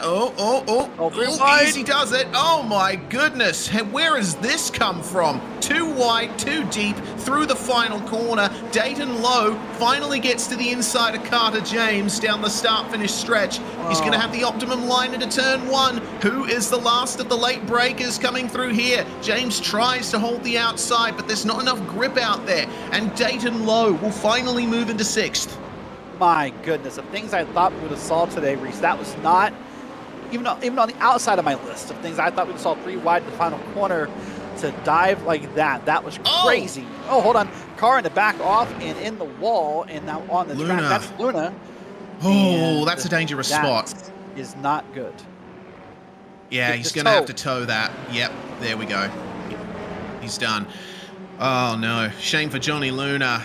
Just lost the rear end and overcorrected into the wall there. Well, plenty of action in GTP, plenty of action in LMP2 as well. This is the battle for fourth, Crow versus Wallace, and Alex Crow stands to lose a lot of points to Alex Caruso in this round. Caruso making his way past Jack Hedgecox for the LMP2 lead very early on. Got to be gentle here coming through. Oh dear. Stephen Varady, it looks like, has had a crash, and Johnny Luna will continue to stick in the pits, but Varady was battling hard for the 10th spot in GTP. That has unfortunately come to an end, but let's see if Luke Wallace and Alex Crow will be able to work themselves out. Let's check out what happened to Johnny Luna. Yeah, just on the exit there, caught the curb, destabilized, huge hit. Yeah, huge hit right there in that tire barrier, and just the car came apart in pieces. Look at this pass here on the inside. Oh, no! Trying to make it stick. Oh, no, it didn't stick at all. They're now hitting each other. Now they're both going to lose the spots. Oh no, Alex Crow and Luke Wallace coming together on the exit of turn 1, and Alex has gained some damage from that in the 990. Again, that's certainly going to affect his standings here versus Alex Caruso. Second in the championship is Mr. Crow coming into this round, and I think he's going to end up losing out quite a bit.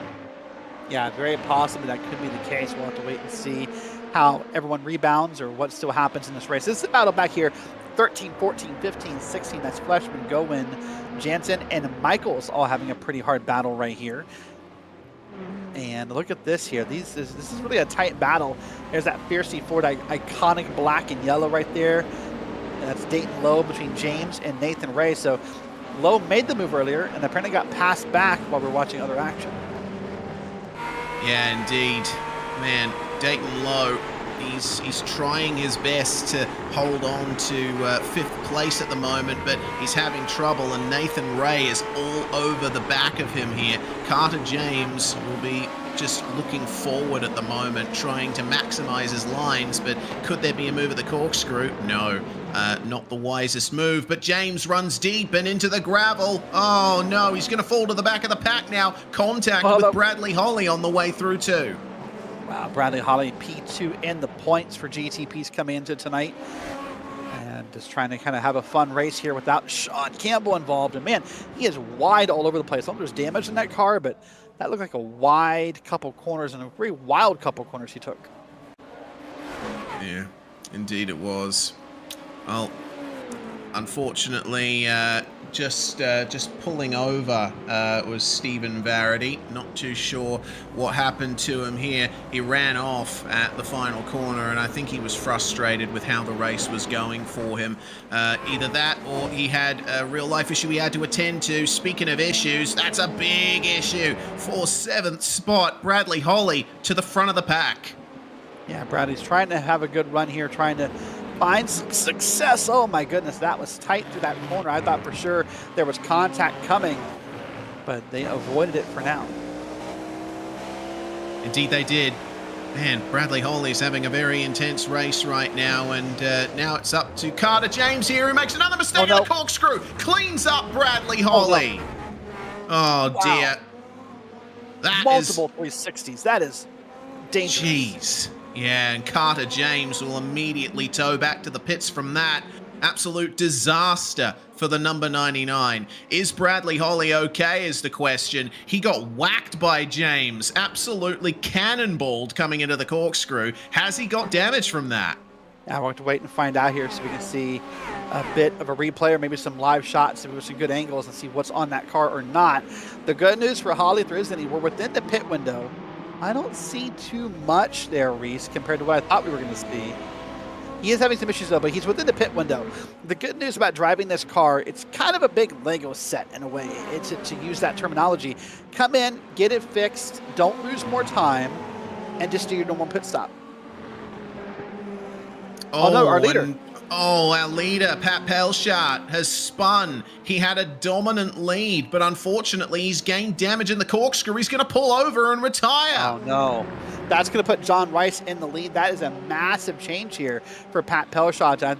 I couldn't tell where on the track that was, but I think he hit a wall somewhere. Was it after the corkscrew? It was the corkscrew. He ran deep and into the wall.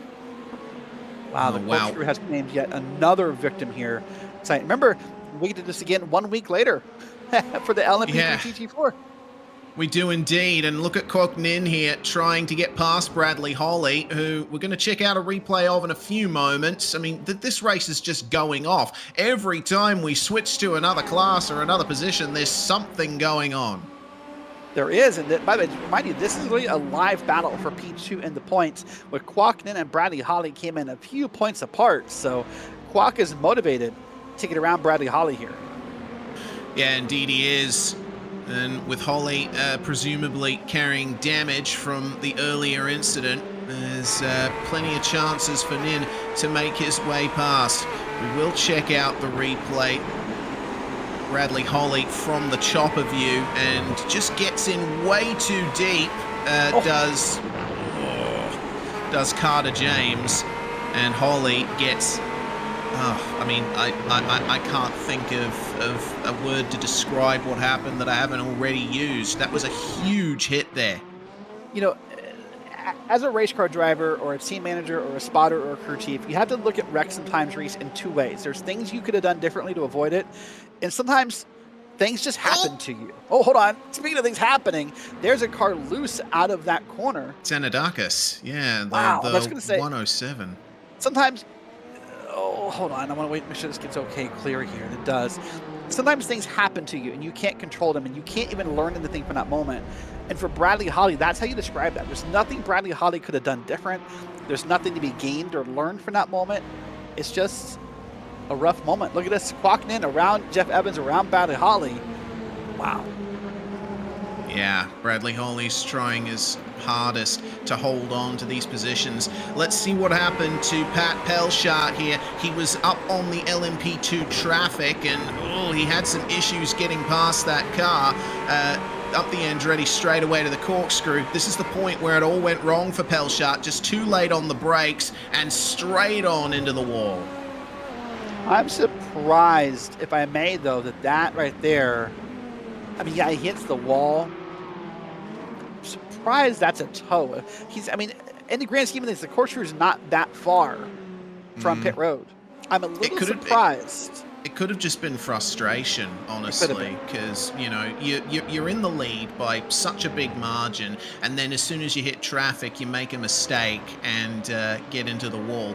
If I was in Pelshart's position, I'd certainly be angry.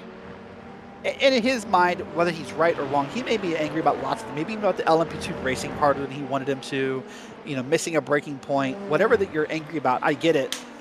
But that's hard to accept. Towing right there. Here's Eddie Layton, Craig Bray, 10th and 11th, and they're battling us out here. Yep, some good battles going on as the GTPs make their way through the LMP2 field. Eddie Layton and Craig Bray having to make way there. This is certainly going to be a difficult battle to work out when you've got GTPs coming at you from all sides. Yeah, so I think right now this live would put Kwokmin, I believe, into P2 in points. The downside for all of them, though, is that Sean Campbell's worst race this season, Reese, is a 56. Yeah. So he's probably going to beat them in points this week without being here, which is sort of hard to accept in some ways. And in some ways may even be the argument why drivers hate the drop system, is because, you know, he's going to gain points on me without being here. How is that quote-unquote fair? Yeah. You know, and that's an argument a lot of drivers have about the drop system. It's like, you know, different ideas of that nature here. But now there's a battle. They're going to get it cleared up before the corkscrew and get down here. But, you know, that's why some drivers love and hate the drop system. It allows you that real life, you know, situation where you can't be here and you don't get kind of crushed by the points. But if you are here all season, it feels like it kind of penalizes you. Yeah, indeed. I mean, for Sean Campbell, missing around with, you know, having finished at the top or near the top in all rounds to date, basically means his drop's going to be 0. There's a change for position between Nicholas Gowen and Nathan Mahn. Craig Bray, meanwhile, spun on the outside of the corner there. So that's 2 positions gained for Gowen out of nowhere. Craig will get back up to speed, but he's having a bit of a rough time there now, running last of all the cars. Here's what happened to him. He was trying to get the move done there, but locked up and had to park himself on the outside. In a way, though, that's a praise to the car and the brakes, that he was able to stab the brakes and really only, you know, cause himself. In most cars, in most situations, getting that deep in that corner, if he'd have stabbed the brakes right there, he would have taken both of them out in most other sports cars. Yeah, he certainly would have. So good on him for backing out when he did.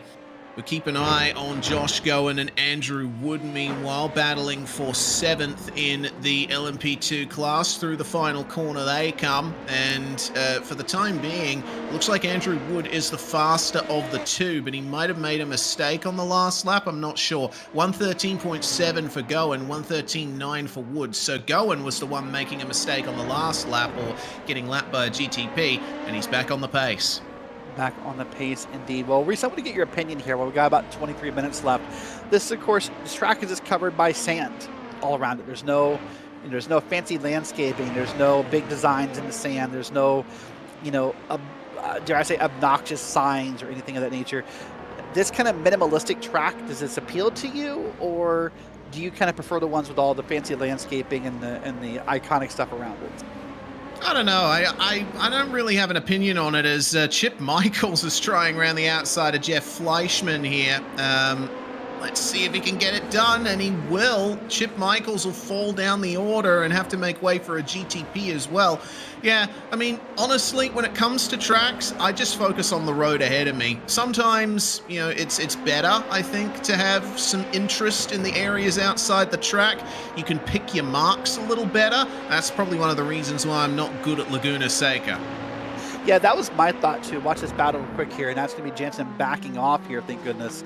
I'm just going to run over Fleischman for a second there. But I agree with that idea. When you have all the grass and the shrubs and the signs and the different things around the track, you can pick out a braking marker. Right now, you're hoping that you can see those number boards right there. You're hoping you can spot them as you're battling somebody.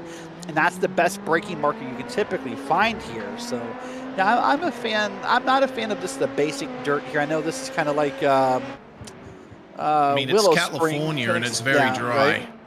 Yeah, it's like Willow Springs or Sonoma in that case. Yeah, both, well, I mean, both ironically also in, Sonoma's in California. Yes, it's a bit greener. Oh dear, that's a problem for one of the GTPs there. That's Nicholas Schwartz, broken front left suspension. What happened there? He just hit the inside wall on the front straight? Yeah, it looks like it. I'm guessing he hit it due to the broken suspension.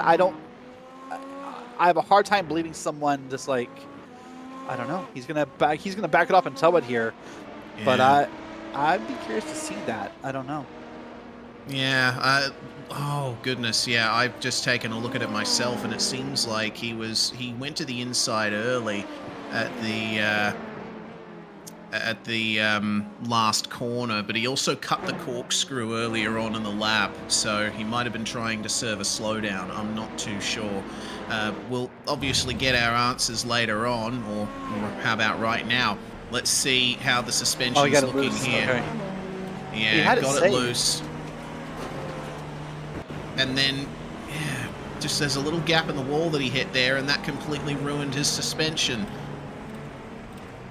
Yeah. So, yeah, I don't know exactly what happened there. He did get loose. He pulled to the inside, and yeah, I don't know. I suppose trying to lose as little time as possible by making a shorter run to the line. So that's going to be another retirement of what is now 4 from the GTP class. Pat Pelshart has made his way back out onto the track. He spent 8.5 minutes in the pits, I think getting damage repaired largely, but he's back out, and unfortunately behind most of the LMP2s. At the very least, he'll get a point finish from there. Pit stops are happening in LMP2 meanwhile. Caleb Lehman, Luke Wallace, and Joshua Chinsky having made their way in. And, just past the halfway point of the race, let's see if the drivers that stay out longer will be able to get some kind of overcut. Remains to be seen. Yeah, lots of questions flowing around here. I mean, things that just don't make sense all the time, and kind of weird moments here. We saw the blinking headlights back from the back there. Is that Goen flashing on wood? I mean, you're the same car class, and he's doing fine on what the blink was for. But all right, I mean, we'd like to think there's etiquette about the headlight flashing. But the truth is, you can do it whenever you want to. Just sometimes you don't maybe translate the message you were trying, all as much as you think you are. Yeah, it's a little bit more vague than even sign language, flashing your headlights in a race car. The 4th place battle in LMP2 is going off, meanwhile. Andrew Wood and Josh Goen, as it looks like Goen's going to go for the pit lane there. And apparently we have the reason for the flash. We'll see what happened on board with Goen. And, okay, slow run out of the corner, runs off track, and, yeah, there we go. Just keep watching. Oh, there. So I guess he just felt like maybe he got held up and just was expressing his disapproval with that. I don't know. You know, it's a great video. It's got to be, what, 3 or 4 years old now, that Jordan Taylor did, I think right before they did Real Life Daytona 24 one year, where he kind of mocked the idea of flashing lights at people and just how, like, pointless it is. And yeah, there's a lot of drivers who like it, some that don't. So we'll wait and see. There's a car slow. Same reason why. Oh, Bradley Holly, pit What entry is he doing? has gone all sorts of wrong for Bradley Holly, who, remember, got some damage from Carter James's incident in the corkscrew, and it seems like the front suspension was not having a good time there. Holly has lost a ton of time on his pit stop. Yeah, a lot of time indeed. So he'll come in there, finally get it all fixed here with about 17.5 minutes to go. Let's watch the end lap here and see what's going to happen to Bradley Holly. He's coming down the corkscrew. Could not get it wound up in time. Whether that's an issue of tires wearing off, here's what could be happening. Depending upon the car you're driving, Reese, once you mess up the front end of your car, when that suspension breaks, the tires behave differently, they behave poorly. You could really burn through a tire here. Let's watch this here. On the pit limiter, but he's in there too deep, and wow. That's a suspension problem, not turning the car correctly. He must have had contact again, because that car was not behaving that way.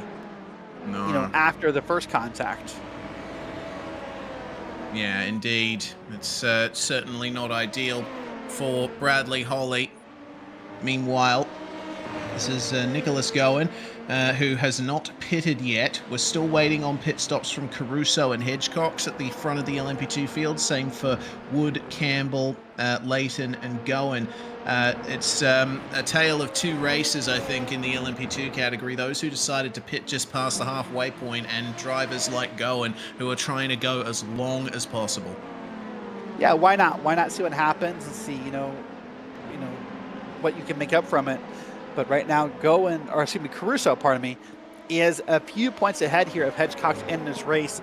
He came in tonight 28 down, so he's just trying to make up whatever he can on Hedgecox. And you see Caleb Lehman way wide for a moment there. Caleb Lehman in that bright yellow, almost lemon colored car there for us.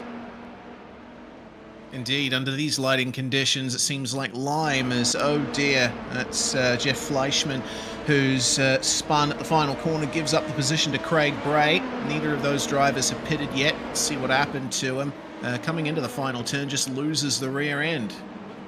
Yeah, maybe gotten a little hot, a little too fast, or the tires have worn off maybe. And maybe just burnt through those tires and just having a hard time with them here at this race. That's hard to see right here.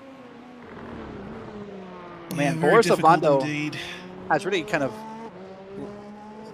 come alive in this race up in P1 in the GTP class. And name is surprising that I don't think I would have thought. I mean, first off, we thought Sean Campbell would have been here, so who knew we'd be discussing a new race winner in GTP. But yeah, Boris Ovano's had a real up and down season, but this is, as I said, a great moral victory if he pulls this off in the next 15 minutes. A great way to make this happen. Here's a battle. This is Caleb Lehman battling back here with the 88. This is Gowen back here 6th and 7th. So Reese, we talked about your thoughts on the track. I want to ask you quickly here. What's the first game or sim you've ever seen this track at? Hold on, let's get through this battle first. Look at that, it's Lehman digging to the inside. Ooh, that's deep. Does he hold the pass? He does. Nicely Maybe done, not. and that'll give him the inside for the next corner. That will consolidate the position there. So Caleb Lehman is now through. And remember, he's already taken his pit stop, so that's going to be even more time gained for Lehman from that. Yeah, Gran Turismo 3 is where I first encountered Laguna Seca. So, yeah, a bit old school there. And I've driven it in many sims. Mostly on iRacing, of course. Laguna Seca is one of the tracks that's available to all members, and it's one of those tracks that you work your way up through in the rookie divisions. So all of these drivers will be very familiar with this track, and I wanted to raise a point, actually, that I couldn't get to because we had that huge explosion of chaos. You mentioned, Willow Springs, Sonoma, Laguna Seca, they're all in California and all very dry. Laguna Seca literally translates to dry lake because there is a dry lake bed in the middle of the circuit. So, ironically, however, despite all that being correct, this week in some of the official races for the GTPs and the LMP2s on iRacing, it rained this week in some of the official races. It did. Yeah, it did so indeed. I don't know. As a broadcaster, part of me hopes for rain. Part of me doesn't hope for rain. The cameras are a little harder to see in the rain, but the chaos is a little bit more exciting in the rain. I am a Gran Turismo ahead of you. I had to actually go look this up. I couldn't remember. Gran Turismo, or not Gran Turismo, Laguna Seca first appeared in Gran Turismo 2. It did. I was unsure if it was in 1. That's what I had to go Google really quick. So I was a Gran Turismo fanboy back when I was a PlayStation fanboy. So yeah, that would be my first experience with this track. Yeah, and in fact, I think Laguna Seca was the first real-life circuit to be added to a Gran Turismo game, as that's a poor exit for Marco Jansen. Craig Bray will try and take advantage coming into the corkscrew. 12 minutes left in the race, and we still have quite a few cars that have yet to take their pit stop, but looks like Dayton Lowe has jumped in the GTP class as this 11th place fight continues on. Jansen is going to pull out of that one, jump into pit lane, and try and navigate that super tight entry. He does it very well, and now all the way down to the very low pit speed limit here. The 709 will continue to make his way through, but Luke Wallace behind has already pitted, so it's likely that this battle is not going to amount to much. No, probably not. By the way, something unique here. I was trying to put a list together in my head, but very rare that I can think of. Left-handed pit road. Yeah. I have this. I have Sonoma. That's all I can come up with, actually, for left-handed pit roads that I can come up quickly on road courses.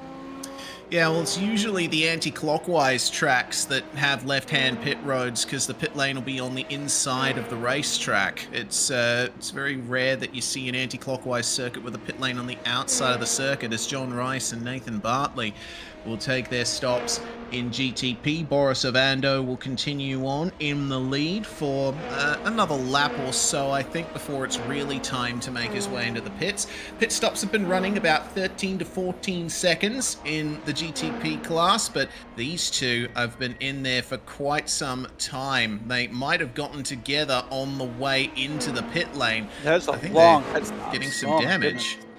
Yeah. Look at this here. This is going to be Jack Hedgecock right there, I believe. Yes. Yeah, and that is. Caruso. Both of them in the lane. So the other side of this left side pit road that we were talking about is the danger. If we can watch one of these cars come off a pit road, the sort of the danger you put yourself into off a pit road, you are literally in live fire. And when you come off the pit road here, there's no warm-up time, there's no get up to speed time, there's no nothing. Watch this here. We're going to watch this car come off a pit road. And there you see, there is the traffic. Just some small cones separating you. Those will really help you if a wreck happens. Very tight exit here. And look at this right here. You're just getting up to speed, and right there, if there's a battle right here, you're right in the middle of it. Luckily for this car, there's not. But that's a very, very tight exit. Yeah, spits you right back out onto the racetrack as Boris Ovando has taken his stop, but I think there's been some drama here for the 29. Yeah, that's what happened. Both of them missed the turn in for pit lane. Let me tell you, as a driver, and you know this, but as a driver, there is nothing more frustrating than that. I cannot tell the number of times as a driver I've watched someone hit a wall in front of me on an oval, and you just kind of follow them into the wall. You're like, why did I follow them into the wall? I know better. In that case, I don't know if it's target fixation. That's probably not the right word for it, Reese, but there's something about it where you get so focused on the guy in front of you. It's sort of like monkey see, monkey do. And it kind of happened right there. Watch this here again. And remember, these two were fighting for a potential podium. John Rice and Nathan Bartley. Yeah, I almost wonder if he did that as a way to not hit the car. I don't know. Yeah, maybe. I honestly don't know. The best of the worst choices, so to speak. Yeah, maybe.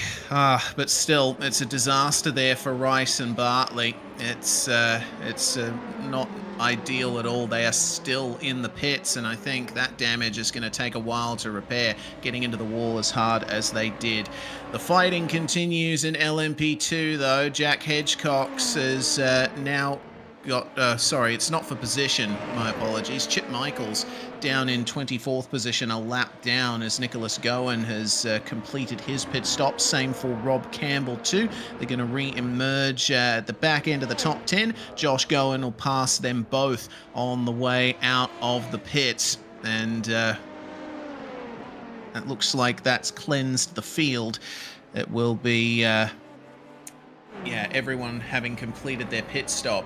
But you know what that unfortunate incident for Rice and Bartley has done? It's promoted Dayton Lowe and Nathan Ray up to the podium places, and they've got huge gaps between them. All Dayton Lowe has to do is hit his marks from here on out, and he's going to get a second place out of this. Yeah, isn't that crazy to think that Lowe and Ray were involved in those tight battles, what, 20 minutes ago maybe? And it seemed like they were just going to fight it out all day long, and that was a big gap between them. And as you said, they're just going to probably, and hopefully for them, they're going to just kind of cruise around here for another 7 minutes before finding the way around. Nathan Ray, by the way, came in tonight third in points, 223 points, only 2 points off of Bradley Holly. So both him and Quacknan will probably pass Bradley in points, and so they'll have a good night there. Here's something in the background. I'm not sure. It's not like someone's hitting a wall, but I couldn't find it, so I'll keep moving. Indeed we will. And for Dayton Lowe, this is going to be a huge points day for him, because his record so far in the championship has not been great. He DNF'd the first 2 rounds of the championship, and he got a podium, I believe, or at least a top 5 at round 3, and also finished well at round 4, but then a DNF and a DNS at the previous 2 rounds. So it's been a very patchy record for the driver that's currently running in second. Speaking of LMP2, meanwhile, we've got 6th place Andrew Wood and Luke Wallace chasing him down here. Very aggressive on the brakes into the corkscrew. Seems like Wallace is the quicker of the 2 drivers here. Yeah, it really does seem that way as well. And we saw last week in the race, some drivers do take tires on these pit stops. So you may feel good if you have new tires right now and be able to push it a little bit. Oh my goodness, he bumped him right there. It looked like good old bump and run NASCAR style here at Laguna Seca is what Luke Wallace was trying to pull off. Yeah, Andrew Wood, it looks like, is under some solid pressure right now. No move to be made in turn 2 here at the Andretti hairpin. And, well, we'll be very gentle through this infield section of the circuit, which is no elevation change to speak of compared to the rest of the circuit. It's a bit more technical through this section, and it seems like it's those more low margin for error places in the circuit where Luke Wallace is gaining. Turn 6, he's a bit more aggressive on the way in, carries more speed through the corner. Of course, high downforce cars, the faster you go through a corner, the more downforce you have, but there's no chance at the corkscrew. No, this is a very unique corner in all of racing. It really defies a lot of the logic and a lot of the things you're used to here. But these guys are still right on top of each other. About a lap ago is when they made contact for the first time coming out of the final corner. Will they do it again? Let's wait and see. Man, look at how fast he closes there. Obviously much more comfortable in that corner right there. So, well, tell you what, and we said this last race, but it's worth saying again, Reese, if you are watching this, you go, I could do that. Well, you can. Right now, signups are open for all PRL members to join Season 3. And then on Sunday, Reese, anyone can sign up on the Precision Racing League website, and you can be part of this series. There's different NASCAR series. There's a GR86 MX5 season next year. That's a lot of races to pick from. Indeed, Super Formula as well on Thursday nights. I've been commentating that series with Mark Kalin this season, and it has been fantastic. Brilliant racing all through the week here at the Precision Racing League, one of the biggest iRacing leagues out there. They race almost every night of the week. It's fantastic to see. Go to precisionracingleague.com to sign up and get yourself in on this action. Running the gamut of road and oval series as well. They run cup and truck if you're on the oval side of things.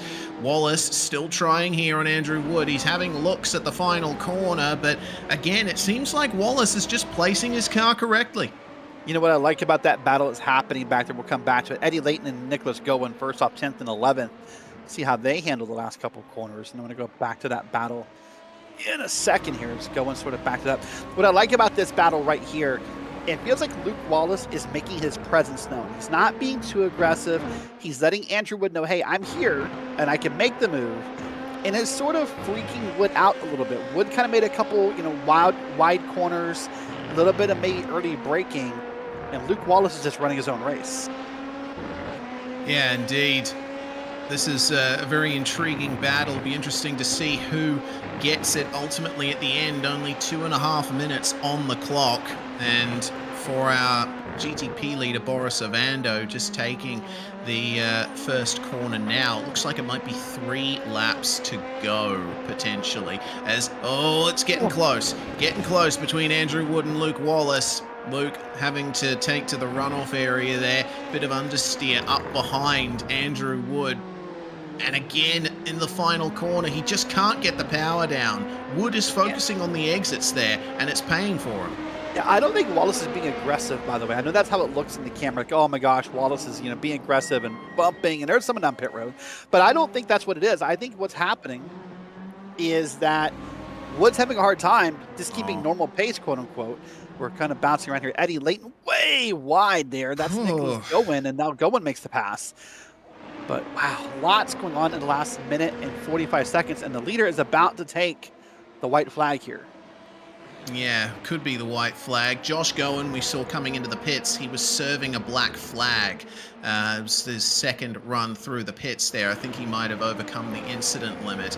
As Boris Ovando crosses the line, it will be 2 laps to go for Ovando.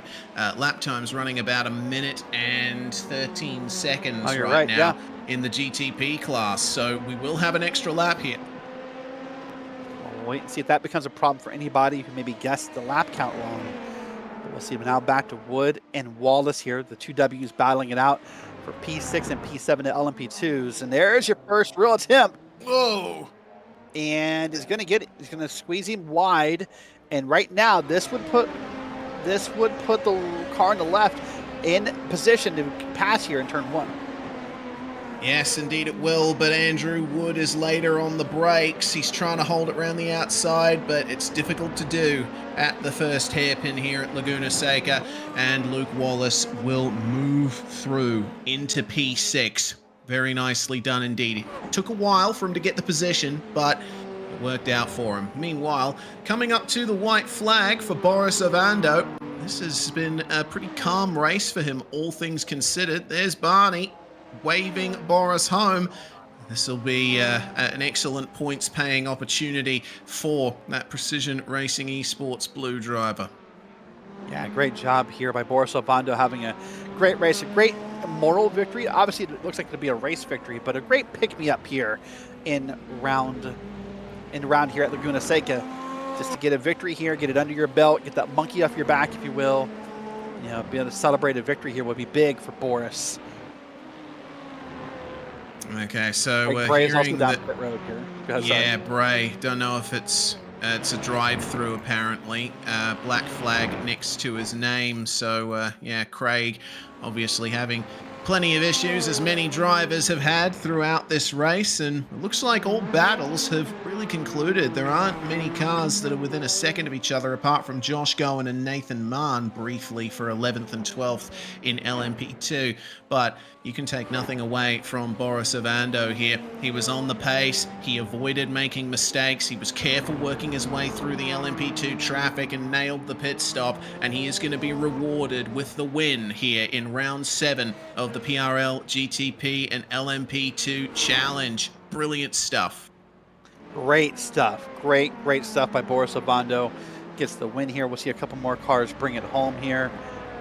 This is going to be Caruso. He has to do a whole lap, by the way, just from where he was when the white flag came out. So he'll need to do the whole extra lap here in order to top Hedgecox, who's being shown a lap down. I think that's a scoring he was behind issue? Ovando. Oh, okay. He was behind Ovando, and once Ovando takes the checkered flag, that is the end of the race for everyone behind him. And so Caruso, pace lap, basically. Yeah, it's a victory lap in advance for Alex Caruso here, who put on a fantastic drive this race. Jack Hedgecox has been the pace setter in the LMP2 category, but Laguna Seca certainly working well with Alex Caruso, and the number 89 will be rewarded very nicely here.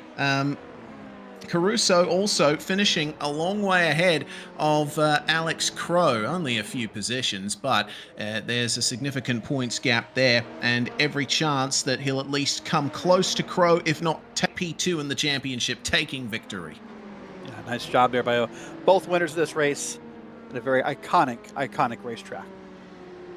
Absolutely.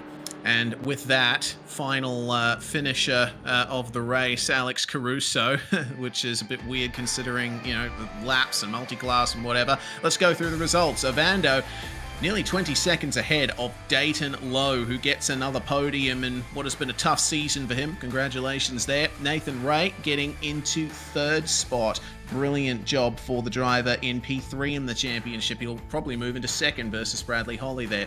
Koknin and Nikos Tsanadakis are going to finish in the top 5. Evans, Holly, Bartley, Rice and Pelshar will round out the top 10, but a very patchy race for a lot of our GTP field. It was rounded out by Schwartz, James, Varady, Luna and Quint, who all could not make it to the finish. We'll move on to the LMP2s, and it's Alex Caruso beating Hedgecox by a lap here, just the way it finished out. It's Caleb Lehman, Alex Crow, Josh Wachinski, Luke Wallace, Andrew Wood, Lord Rob Campbell, Nicholas Gowen, and Eddie Layton rounding out your top 10. We'll move back to P11. That's Josh Gowen with Nathan Mahn. And then one lap down from that would be Marco Jansen and Jeff Fleischman. Then Craig Bray, Chip Michaels, and John Leedy rounding out your 17-car field. And that's going to conclude the racing action for tonight, but we still have a chat in hand with our winning drivers. It looks like Ovando is muted, so we'll have to, I think, go for Alex Caruso to start things off here, winner of the LMP2 category. Brilliant stuff, Alex. You managed to get the run off Jack Hedgecox on the first lap and didn't look back from there. Yeah, thanks, guys. I made a couple mistakes in qualifying, but I knew I had the race pace to make up for it, so I'm glad it went smoothly and according to plan. Indeed. You had to do an extra lap with Hedgecox finishing behind overall winner Ovando. Were there any concerns regarding fuel? No, I usually tend to throw the extra lap of fuel in it just because it seems to be hard to kind of predict exactly how many laps you're gonna run in this league for some reason. I'm not exactly sure why it is, but I usually elect to take the extra lap, so I had it covered and I knew I would be able to finish. Nicely done. Well, considering your battle for 2nd place in the LMP2 standings with Alex Crow, finishing 2 positions ahead of him will certainly narrow that gap at least. Yeah, I haven't been I haven't really been following the championship too closely. It's been kind of, it's just been fun to race every week and have a series to compete in and something to kind of practice my setup building skills. So I built my own setup again for this race. It seemed to pay off, so I've been enjoying that aspect of it. But yeah, good to know that I'm close to P2 in the championship. Indeed. Let's see how you go over the last couple of rounds. Thanks for joining us, Alex Caruso. Enjoy your victory. Yeah, thanks guys, appreciate it, and big shout out to Hyperion again. Good racing with them always, and thanks again for the broadcast. You guys are awesome. Thanks very much, Alex, as we kick him out of the comms box for just a moment and bring Jack Hedgecox in, LMP2 Championship leader, stood by with Derek Watson. Well, Jack, P2 tonight, another solid run, but finished P2 tonight. Little different than normal, it feels like. Yeah, I kind of, with how the grid order came out when I was put on the outside, I knew it was going to be hard to keep the lead going to that final corner with how we get released compared to the GTPs. I knew we were going to be side by side through there, if anything, and he got me pretty quick, that's for sure. So I tried to keep under pressure, and then I don't know what lap it was. Some GTP was rejoining and took the blocked the inside the corner for the final corner when I was still with Alex, and I just lost some time from there. And so, but yeah, even though it's not normal too much, P2 I'll still take it with considering that my lead in the championship at this point. I'm just driving it home really. So Yeah, you'll lose a couple points on Alex, but it sounds like it looks like you'll still be in the lead. Well, next up is the Indy Road Course. What are your thoughts on that track? I like it. I've done good there in the past. As long as it's not like this race where it eats up tires pretty quick, but you can't change them. It's pretty much my one my one crux is tire wear. I chew through tires, so as long as I can should change tires there, I think I'll do pretty good. All right, I'm going to look ahead a little further. I believe it's Misano as the last track. If the points title comes down to that, how comfortable are you at Misano? I did it. I drove it a lot at the beginning of the season when they first released it. I do enjoy the track a lot. I don't know how it'll be with how tight that track is with some of those corners. I don't know how good the racing will be. I think it'll be like here, where you kind of got to start up front to stay up front. So I hope I'll do good, but at the end of the day, as long as I can not have a horrible, disastrous race, I think I'll be just fine. All right, well, Jack, well, listen, great job tonight. P2 tonight, P1 in points. You're having a great season. Thank you, guys. You have a good night. Great stuff from Jack Hedgecox there. And we'll have a quick chat to Caleb Lehman as well, who finished third in the LMP2 class here today. Caleb, it's been it hasn't been the most consistent of seasons for you, but you must be happy with making your way through to a podium here at Laguna Seca. Yeah, definitely happy with the podium. It has not been a consistent season, so I'm really happy to be back on the podium. Had a great start, P2 and P3, the first, I think, 3 races. So yeah, it feels good to be back up here. Indeed it does. Well, the pit cycle was one of those areas where you were battling with cars that hadn't pitted at the same time as you. It must have been difficult being one of those early pitters, trying to work your way through traffic, lose as little time as possible. Yeah, for sure. We knew that we were taking a risk. We just didn't think that we were going to be able to go the whole race without taking tires.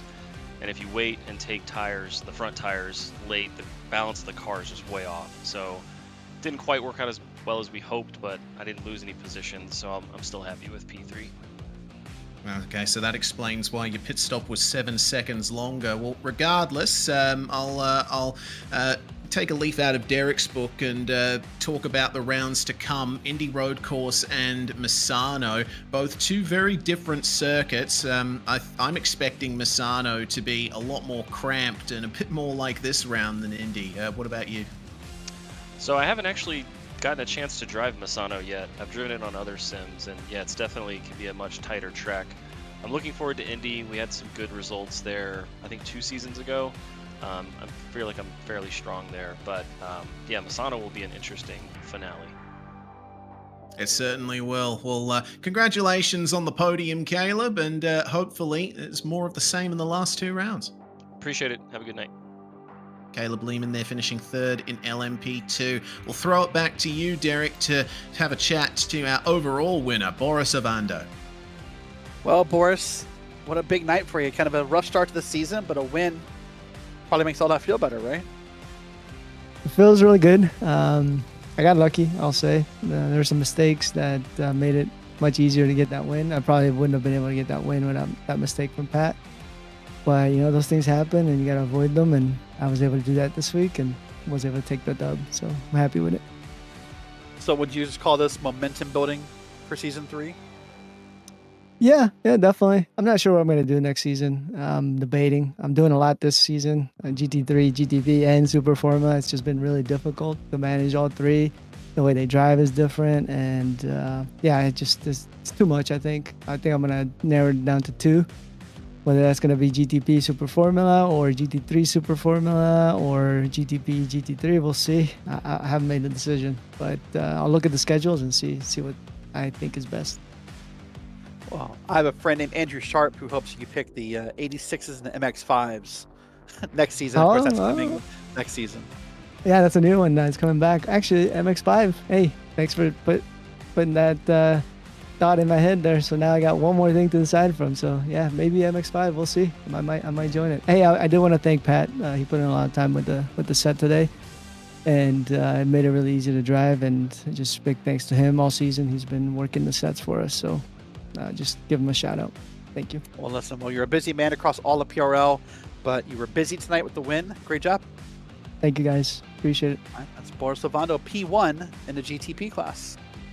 And P2 in the GTP class was Dayton Lowe after starting 7th. It was definitely chaotic for you in the early stages, Dayton, but the race eventually came to you. I am very happy with this result. I'm going to be real. I was struggling. I've only put in about an hour practice total this week.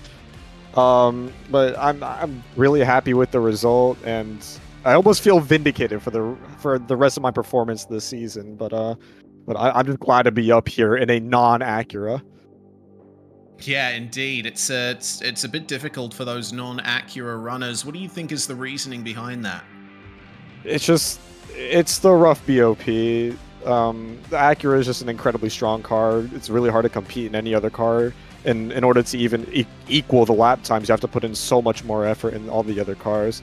That's probably the reason why. The Acura is just so powerful. It's just frustrating to even bother keeping up. So you just join them.